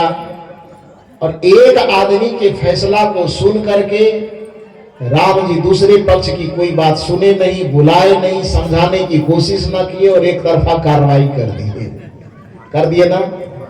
कभी सामने भी ना आए, छुप करके बाली को मार दिया। राम जी ने ये ठीक काम किया कि गलत किया? श्री कृष्ण जी इस जगह पर बढ़िया काम किए। श्री कृष्ण जी ने क्या किया? दुर्योधन और पांडव के बीच में जो समस्या थी, उस समस्या को सुलझाने के लिए कृष्ण जी के पास जितनी ताकत थी, जितनी बौद्धिक क्षमता होगी, वो सारी क्षमता लगा दिए। दूसरे से भी कहवाए, खुद से भी कहे, नहीं माना तो महाभारत युद्ध होने से एक शाम पहले शांति दूत बन करके हस्तिनापुर जाते हैं। और उन्होंने कहा दुर्योधन से कि हे दुर्योधन, समझ लो कि मैं शांति दूत बन करके आया हूं, तो मैं केवल पांडवों का प्रतिनिधि बन करके नहीं आया हूं। मान लो कि मैं भी पांडव हूं, और मैं कहता हूं कि तुम और कुछ नहीं दे सकते हो, राज का बंटवारा भी मत करो, केवल 5 ग्राम दे दो। यदि इतना ही दे देते हो तो पर भी युद्ध नहीं होगा, युद्ध को बंद कर दिया जाएगा। इतना समझाने के बावजूद भी दुर्योधन ने क्या कहा? 5 ग्राम की बात करते हैं, सुई के नोक के बराबर भी हम नहीं देंगे। तो इतना समझाने के बावजूद भी जब सुई के नोक के बराबर भी जमीन देने को तैयार नहीं है, तो अब समझाना खत्म होगा कि नहीं? और जहां समझाना खत्म होगा तब क्या होगा? महाभारत होगा। इसलिए नीति में कहा जाता है कि यदि कृष्ण के बांसुरी बजाने से दुनिया सुन लेती तो कृष्ण को सुदर्शन उठाने की जरूरत नहीं पड़ती। तो पहले तो बांसुरी बजा करके ही दुर्योधन को सुनाया, लेकिन दुर्योधन के कान तक बांसुरी की आवाज न पहुंची तो फिर सुदर्शन उठाया। इसलिए कृष्ण के चरित्र को न्यायिक चरित्र माना जाता है कि पहले उन्होंने समस्या के समाधान के लिए समझाने की चेष्टा की, समझाने के बाद न समझे तो फिर आखिरी उपाय में जो होगा देख लिया जाएगा। बात समझ में आई? लेकिन राम जी ने ऐसा नहीं किया। तो न्यायिक जैसे पति के रूप में राम जी ठीक नहीं कर पाए, एक न्यायदाता के रूप में राम जी ठीक नहीं कर पाए, तो पति के रूप में यदि सिलेक्शन करना हो तो किसकी तरह? भगवान शंकर के तरह। और एक न्यायिक चरित्र के रूप में यदि सिलेक्शन करना हो तो किसका किया जाएगा? श्री कृष्ण की तरह किया जाएगा। बाकी श्री राम जी की जो मैंने कहा कि बहुत सारी अच्छाइयां उनमें है, एक अच्छे बेटे का गुण उनमें है, एक अच्छे मित्र का गुण उसमें है, एक अच्छे भाई का गुण उनमें है। तो उनके जो अच्छे चरित्र हैं, उनके अच्छे चरित्र का अनुकरण प्रत्येक व्यक्ति को करना चाहिए। यही श्री राम जी का भक्त होने का प्रमाण है। क्योंकि कबीर साहब का दर्शन यही कहता है कि चित्र के सामने दिया अगरबत्ती दिखाना ही केवल पूजा नहीं है, बल्कि चरित्र को अपने आचरण में उतारना ही भगवान की सबसे बड़ी पूजा है। और ये केवल कबीर साहब का दर्शन नहीं है, बल्कि पूजा का अर्थ ही होता। ध्यान से सुनिए, पढ़े लिखे लोग चूंकि यहाँ बैठे हैं, संस्कृत में जो पूजा की परिभाषा दी गई है वो पूजा की परिभाषा भक्ति की परिभाषा दी गई है कि पूज्येष्व अनुरागो भक्ति। भक्ति की दो परिभाषा, एक लौकिक जिसको सगुण भक्ति कहते हैं, एक पारलौकिक जिसको आध्यात्मिक भक्ति या पारमार्थिक भक्ति कहते हैं। इसलिए भक्ति की दो परिभाषा बताई गई।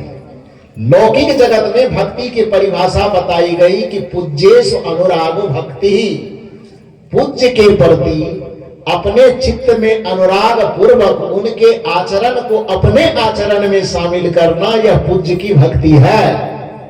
चाहे राम हमारे लिए पूज्य हो तो उनके चरित्र को अपने चरित्र में शामिल कीजिए, यह भक्ति है।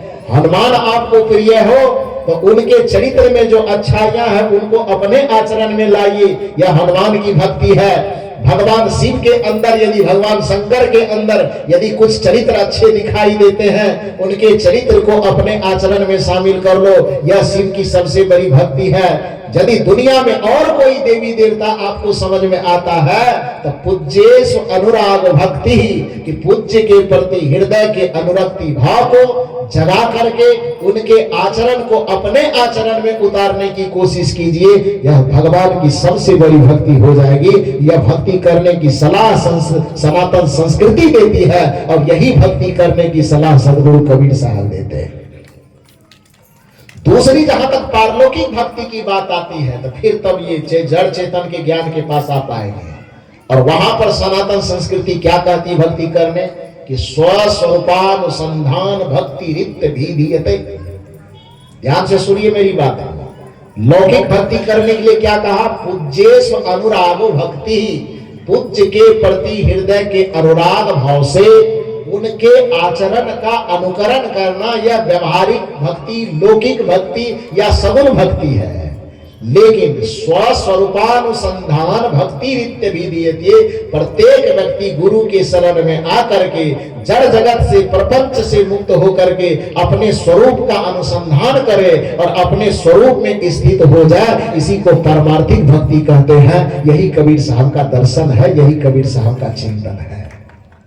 तो चाहे व्यवहारिक भक्ति करो या पारमार्थिक भक्ति करो, अंतर नहीं है। मूल बात यह है कि लौकिक भक्ति में माता पिता और गुरु का आदर कीजिए। पति और पत्नी भी देवी और देवता है, एक दूसरे का आदर कीजिए। पति और पत्नी दोनों एक दूसरे को देवी देवता न समझ करके मंदिर में दोनों मिलके पूजा करने जाते। मैं तो कहा करता हूं, पत्नियां तो खास करके सुबह शाम पति लोगों को प्रणाम करती ही है। पति लोगों को भी मैं सलाह देता हूं कि कभी कभी पत्नी के भी चरण छू के प्रणाम कर लिया। सच बोल रहा हूं। यदि सामने में लाज लगता तो एकांत में ही कर लो, का दिक्कत, लेकिन करो जरूर। क्योंकि पत्नी के लिए पति देवता है तो पति के लिए पत्नियां क्या है? देवी है। माता पिता ही केवल देवी नहीं है, पत्नी भी देवी है। तो कभी कभी माता पिता को आरती दिखाओ तो कभी पत्नी को भी आरती दिखा दो। हाँ, लेकिन ऐसा करोगे तो सास लोग तो जल भूल जाएंगे। सास कोने में जाके कहेगी जोरू का गुलाम हो गया। जोरू का गुलाम नहीं होना था तो गठबंधन करवाया क्यों था? बेटा को कुमारे रखते। जानबूझ करके खोज करके कहां से लाई है, 100 किलोमीटर दूर जब ला करके दी हो तो उसका गुलाम नहीं बनेगा तो क्या बनेगा? इसलिए सास लोगों को खास करके ताना नहीं मारना चाहिए। अपने बेटे को जरा सा कहीं समोसा यदि एक पैकेट में ला के दे दिया कौन करेगा? कहाँ हो खला नहीं जाएगा। अरे समोसा लेते आना, आलू चप और कहीं सबसे छुपा करके एक भी चीज, एक समोसा खा लिया, घर में किसी ने देख लिया तो क्या होगा? पूरे घर का एकदम ठप्पा लग जाएगा, हो गया जोरू का गुलाम कहेगा ना। तो पूरी दुनिया ढोल बजा बजा करके एक दूसरे का गुलाम बनाए हो तो उसमें कहने की क्या जरूरत है? क्यों ताना मार रहे हो? माता पिता यदि भगवान भगवती है तो दुनिया के प्रत्येक पति के लिए पत्नी भी किसी देवी से कम नहीं है। इसलिए पत्नी का ये अर्थ बिल्कुल गलत है कि जो पति को हमेशा तनी तनी रहती है उसको पत्नी कहते हैं। लेकिन पत्नी का ये सही अर्थ होना चाहिए कि जो अपने पति को पतन के रास्ते में जाने से बचावे उसको क्या कहते हैं? पत्नी कहते हैं। पति माने जो पत्नी के पत की, पत माने क्या होता है जानते हैं? पत माने प्रतिष्ठा, पत माने लाज, पत माने इज्जत। जो पत्नी के इज्जत पर आंच आवे तो पूरी दुनिया से टकराने की हिम्मत रखता हो उसको पति कहा जाता है। इसलिए पति को परमेश्वर कहा जाता है। राम जी को इसलिए अच्छा पति मैं नहीं मानता, कोई माने तो माने, उससे हम टकरा जाएंगे।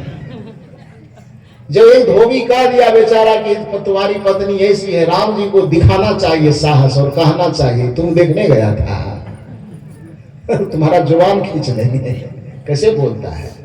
और पत्नी की इज्जत बचाने के लिए राम जी को केवल उस एक अफवाह फैलाने वाले से नहीं बल्कि पूरी अयोध्या से टकरा जाना चाहिए। और हो सकता तो जैसे दशरथ जी की आज्ञा के लिए उन्होंने राज को ठुकरा दिया था, कदाचित सीता जी की इज्जत के लिए वह राज को ठुकरा करके एक बार और जंगल चले जाते तो राम जी आज जितने महान है उससे ज्यादा महान होगा। लेकिन इस जगह राम जी चूक गए।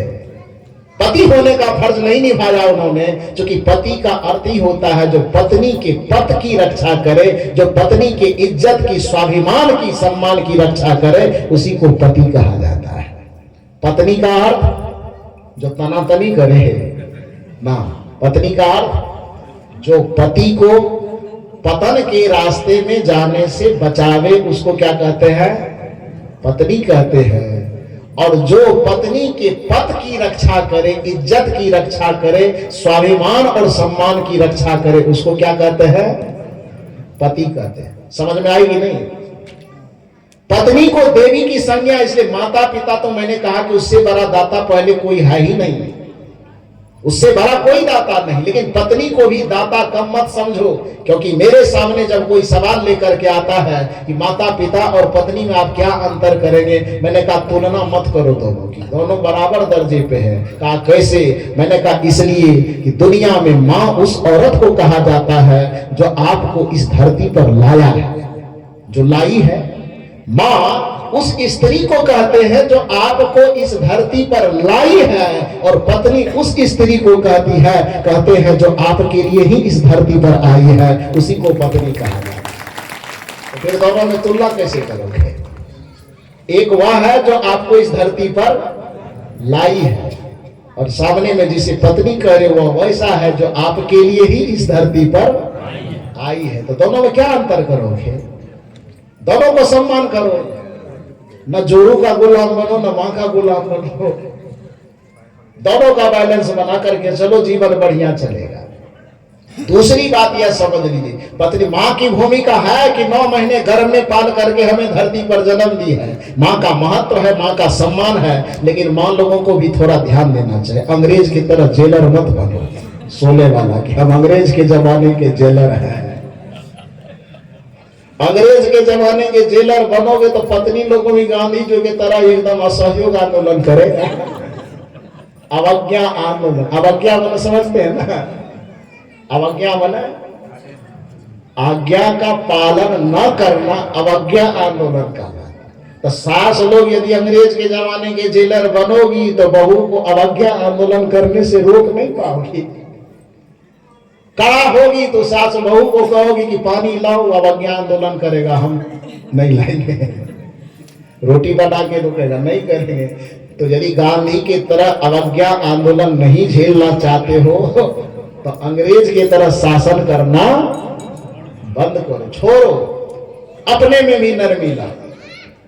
पत्नी को भी आप हे दृष्टि से क्यों देखते हो? बहू को हे दृष्टि से ना देखो, उसके भी अपना स्वाभिमान है। सोचो, एक स्त्री इस धरती पर एक अस्तित्व लेकर के जन्म लेती है। एक लड़की लेती है कि नहीं लेती है?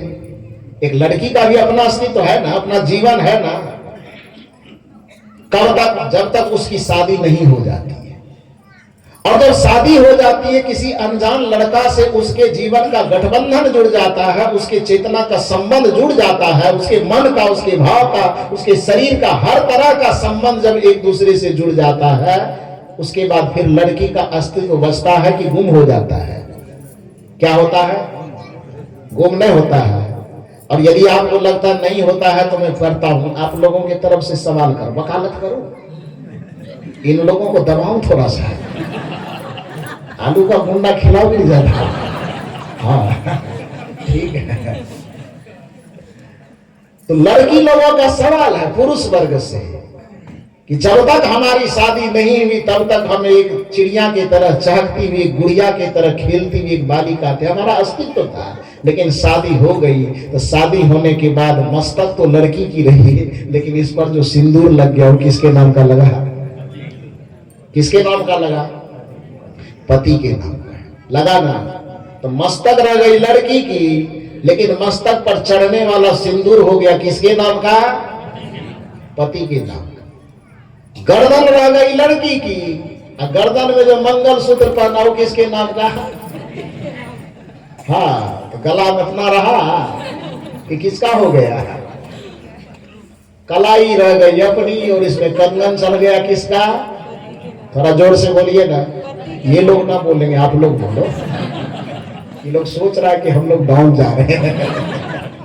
हाँ, तो कलाई रह गई लड़की की, कंगन चढ़ गया किसका? पति के नाम का। पैर रह गया लड़की की, पायल चढ़ गया किसका? अंगूठी रह गई लड़की की, इसमें अंगुली रह गई लड़की की, अंगूठी चढ़ गया किसका? पैर वाला अंगूठी में क्या पहनते हैं? हाँ, बिछिया। तो पैर की अंगूठी रह गई पत्नी की, लड़की की, अब बिछिया किसके नाम का? नाक रह गया लड़की का, इस पर बनने वाला हाथी का खुट्टा। अच्छा, तो आप लोग बताओ, इसको कहते? हम तो हाथी का खुट्टा ही कहते हैं। अच्छा, कभी ट्राई किए हो इसमें हाथी वगैरह बांध करके?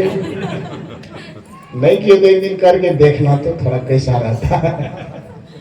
तो ये जो लगा उसको क्या बोलते हैं आप लोग? फुल्ली। हाँ, तो नाक रह गया उसका, फुल्ली किसके नाम का चढ़ गया? अच्छा ठीक है, तो बाहरी चीज हो गई। पेट रह गई लड़की की, इसमें पलने वाला बच्चा वो किसके नाम का हो गया? किसके नाम का? तो बाकी लड़की का बचा क्या?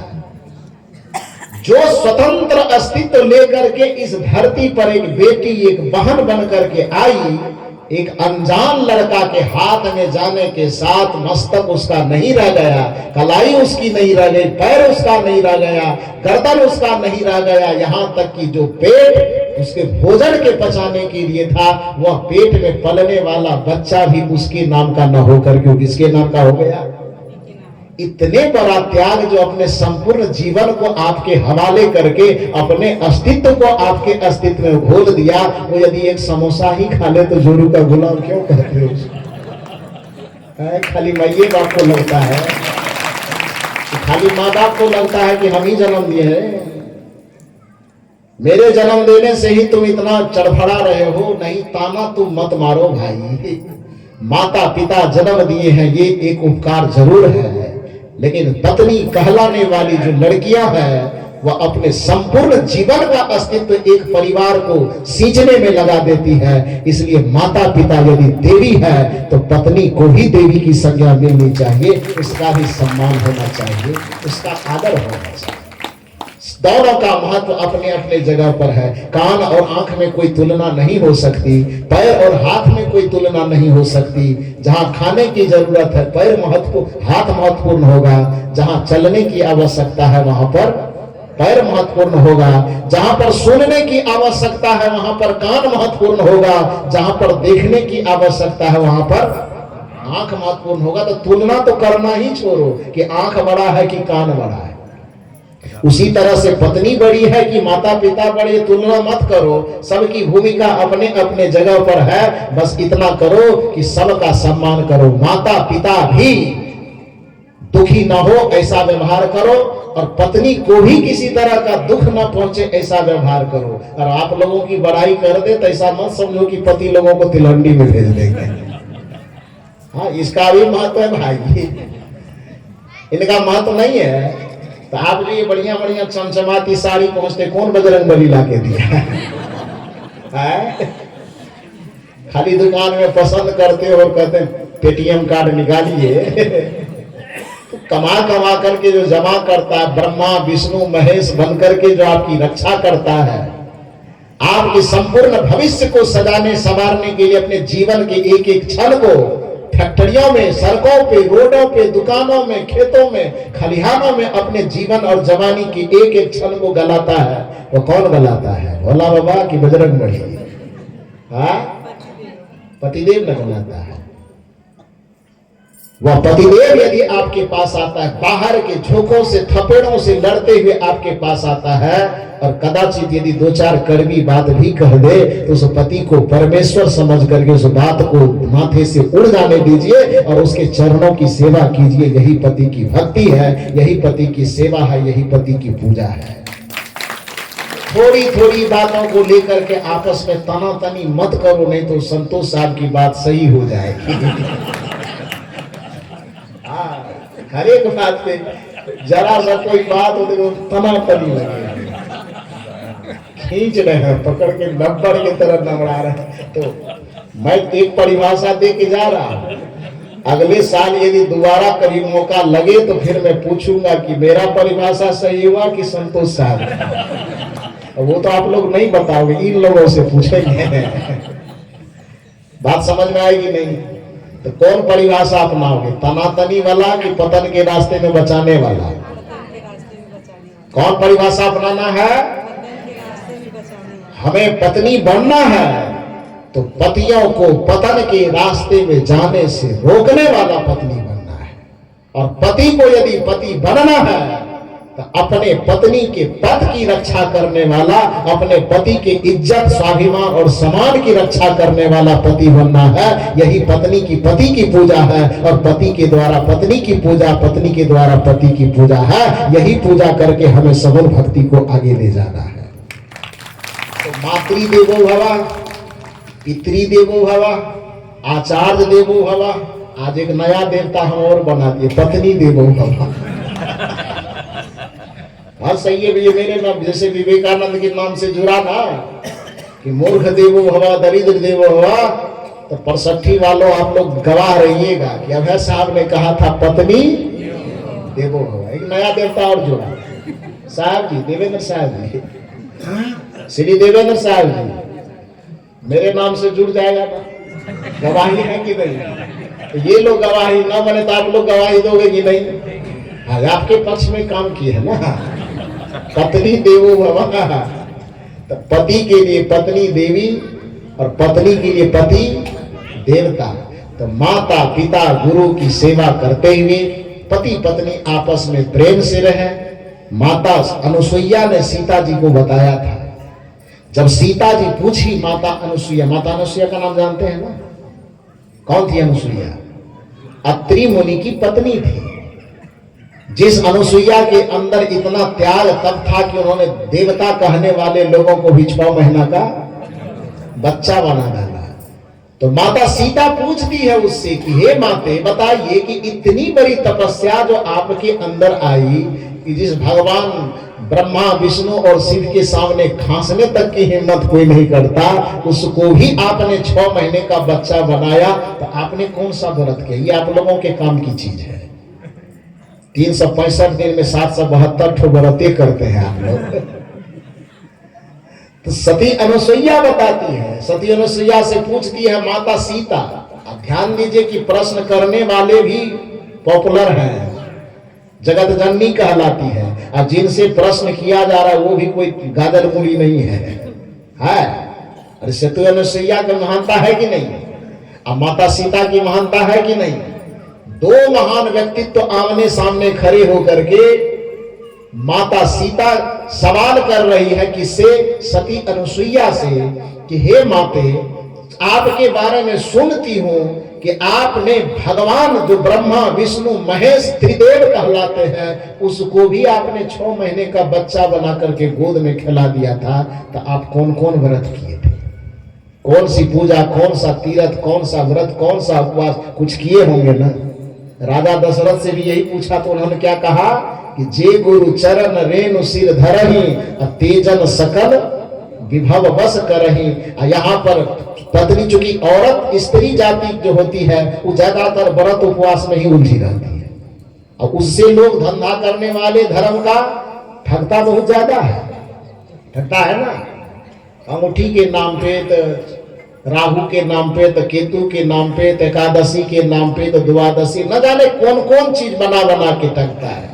यहाँ यह सवाल आपके लायक है कि माता सीता सती अनुसुईया से पूछती है कि आप कुछ तो तीर्थ किए होंगे, कुछ तो व्रत किए होंगे, कुछ तो यज्ञ किए होंगे, कुछ तो हवन किए होंगे, जिसके परिणाम में आपको इतना सामर्थ्य आया कि भगवान को भी आपने बच्चा बना दिया। तो वो पूजा क्या है, वो तप क्या है, वो तीर्थ क्या है, वो व्रत क्या है, उसके बारे में बताइए।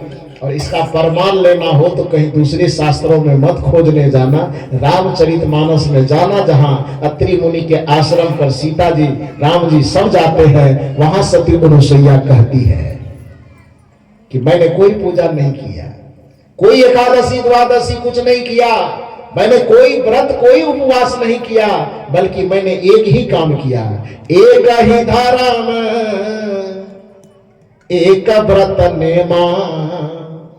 अगर ये कबीर साहब कहे तो तुरंत ठप्पा लगेगा, सनातन के विरोधी है। और सती अनुसुईया को कौन ठप्पा लगाओगे? सीता मैया वहां खड़ी है, उनपे कौन ठप्पा लगाओगे?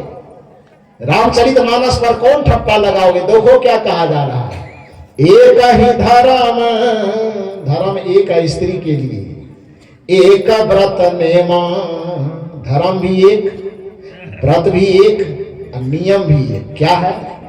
एक ही धर्म एक व्रत नेमा, मन बच कर्म पति पद प्रेम।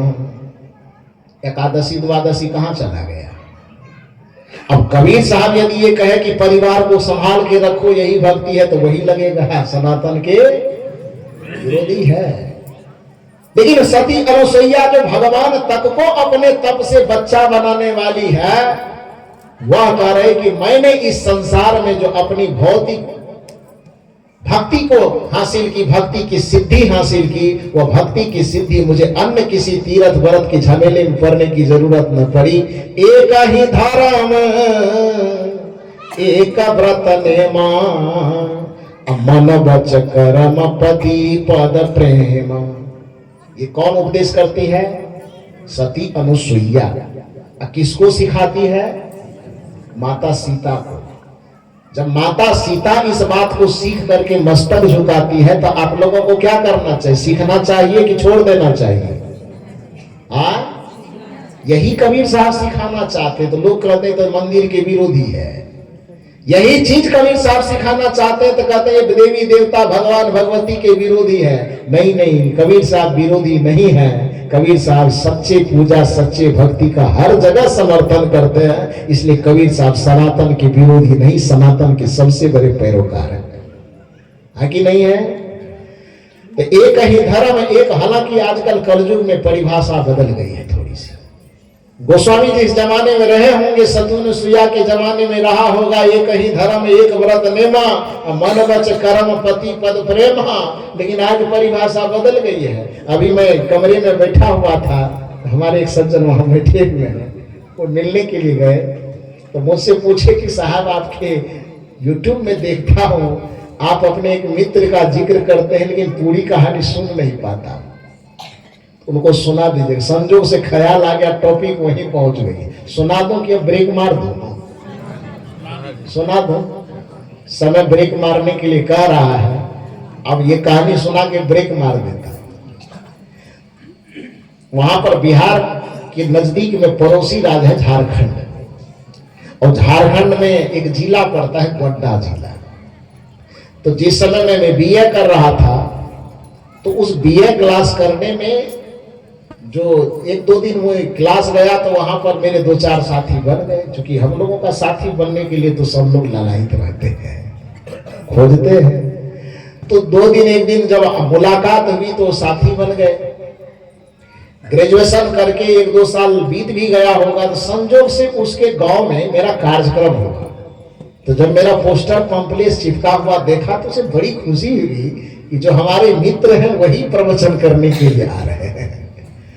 तो मैं गया, मंच पे बैठा, कार्यक्रम होते होते फिर सामने से बैठ करके वो सुन रहे थे। तो मैं देखा तो वहीं से नमस्कार वंदना हुआ प्रवचन करते करते। जब प्रवचन संपन्न हुआ तो बड़ी खुशी हुई कि आप इतना अच्छा बोलते हैं, ये तो पहली बार मैं जाना। मैंने कहा ना ना, वो सुनने वाले की खासियत है, मैं कोई अच्छा नहीं बोलता। प्रशंसा किए। उसके बाद उन्होंने कहा कि आप एक तो महात्मा हैं, दूसरे मेरे मित्र हैं, इसलिए मेरा निवेदन है कि आपको मेरे यहाँ चलना होगा। तो मैंने कहा अच्छा देखूंगा। उन्होंने कहा ना ना चलना ही होगा। मैंने कहा कोई विशेष बात है क्या?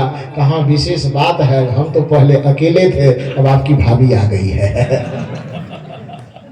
आप कहेंगे तब तो थोड़ा चलना पड़ेगा। भैया तू अकेले रहता तो नहीं जाते। तो मैं मन में प्लान बना के गया कि मैं जाऊंगा तो वहां थोड़ी सी हंसी मजाक करूंगा, मुझे बैठूंगा। दोस्त, कॉलेज के दोस्त जमा हुए हैं तो वहां पर ही महात्मागिरी करने से काम नहीं चलेगा। कॉलेज के दोस्त इकट्ठे हो तो थोड़ा होना चाहिए। अब होना चाहिए, हम लोग इतना भी तो नहीं चले जाएंगे कि दारू सिगरेट तक चले जाएंगे। कुछ होगी ऐसी हंसी की बातें। तो ये सब मन में सोच के गया था कि कुछ दो चार बातें करूंगा।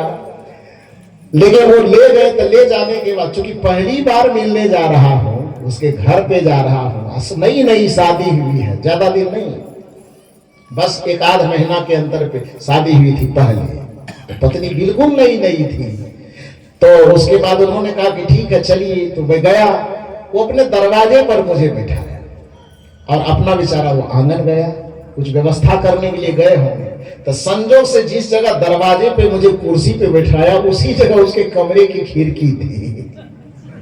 खिड़की के सामने ही बैठा दिया। ध्यान रखना जब आप लोग भी, हमको ले जाना तो खिड़की के पास मत बैठा।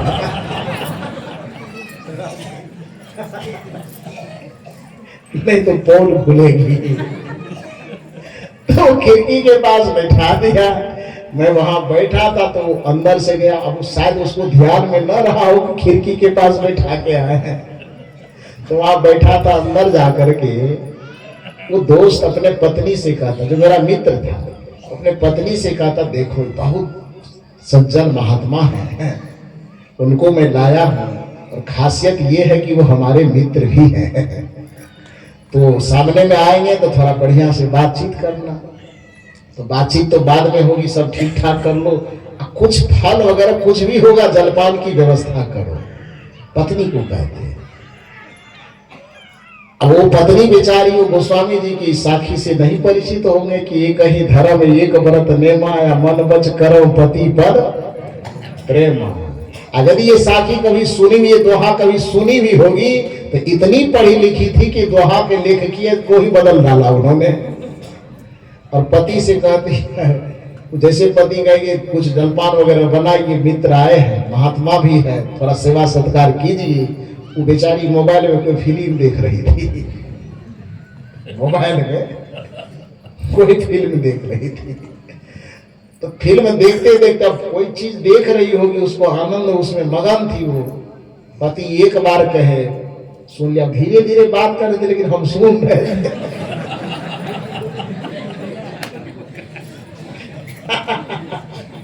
तो बातचीत करे, वो फिल्म देख रही थी। तो पति एक बार कहे, दो बार कहे, तीन बार कहे, तो पत्नी उधर से डांट के कहती, दोस्त आपका है कि मेरा है? जाइए संभालिए आप, हम नहीं जाएंगे। उसके बाद हम अपने आदमी को भेज करके दोस्त को बुलाए, दोस्त इधर आओ। हो गया, सारा भोजन जलपान जितना करना था कर लिए, कोई बात नहीं। वो बेचारा उदास हुआ, मायूस हुआ। वो मैंने कहा कोई बात नहीं, आप एक गिलास, उसको मैं जानने नहीं दिया कि मैं सुना हूं। मैंने कहा गिलास, खाना तो वहां से खा के चले ही थे, एक गिलास पानी दो, पानी पिलाया। रास्ते में हम लोग, हालांकि जाने नहीं दे रहा था, वो जिद कर रहा था, लेकिन फिर भी मैं कहा चलो। और चलते चलते जब आगे बढ़ा, तब भी वो अपनी पत्नी की बुराई नहीं कर रहा है, तब भी अपने पत्नी की प्रशंसा कर रहे हैं, ये अच्छी पढ़ी लिखी है, बढ़िया है। मैंने उनको कहा, मित्र से कोई बात छुपानी नहीं चाहिए। मैं देख लिया कि क्या पढ़ी है, क्या लिखी है, मुझे समझ में आ गया। तो आप ये महात्मा वाला बर्ताव न करो, दोस्त कहते तो दोस्त वाला बर्ताव करो। मैं देख लिया। तो बेचारे के आंख से आंसू गिर गया।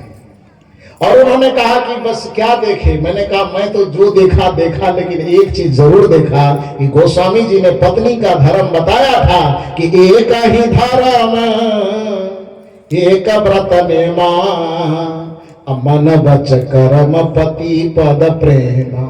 ये सती अनुसुईया के पत्नी का जो है ये प्रतिरूप पहचान है ये। लेकिन आपकी पत्नी आज साबित कर दी। हम जाएंगे तो गोस्वामी जी के दोहा को बदल देंगे। उन्होंने कहा क्या बदलिएगा? मैंने कहा गोस्वामी जी के दोहा को बदलेंगे कि एक ही धारा में एक व्रत नेमा, अब पति मांगे नसता पत्नी देखे सिनेमा।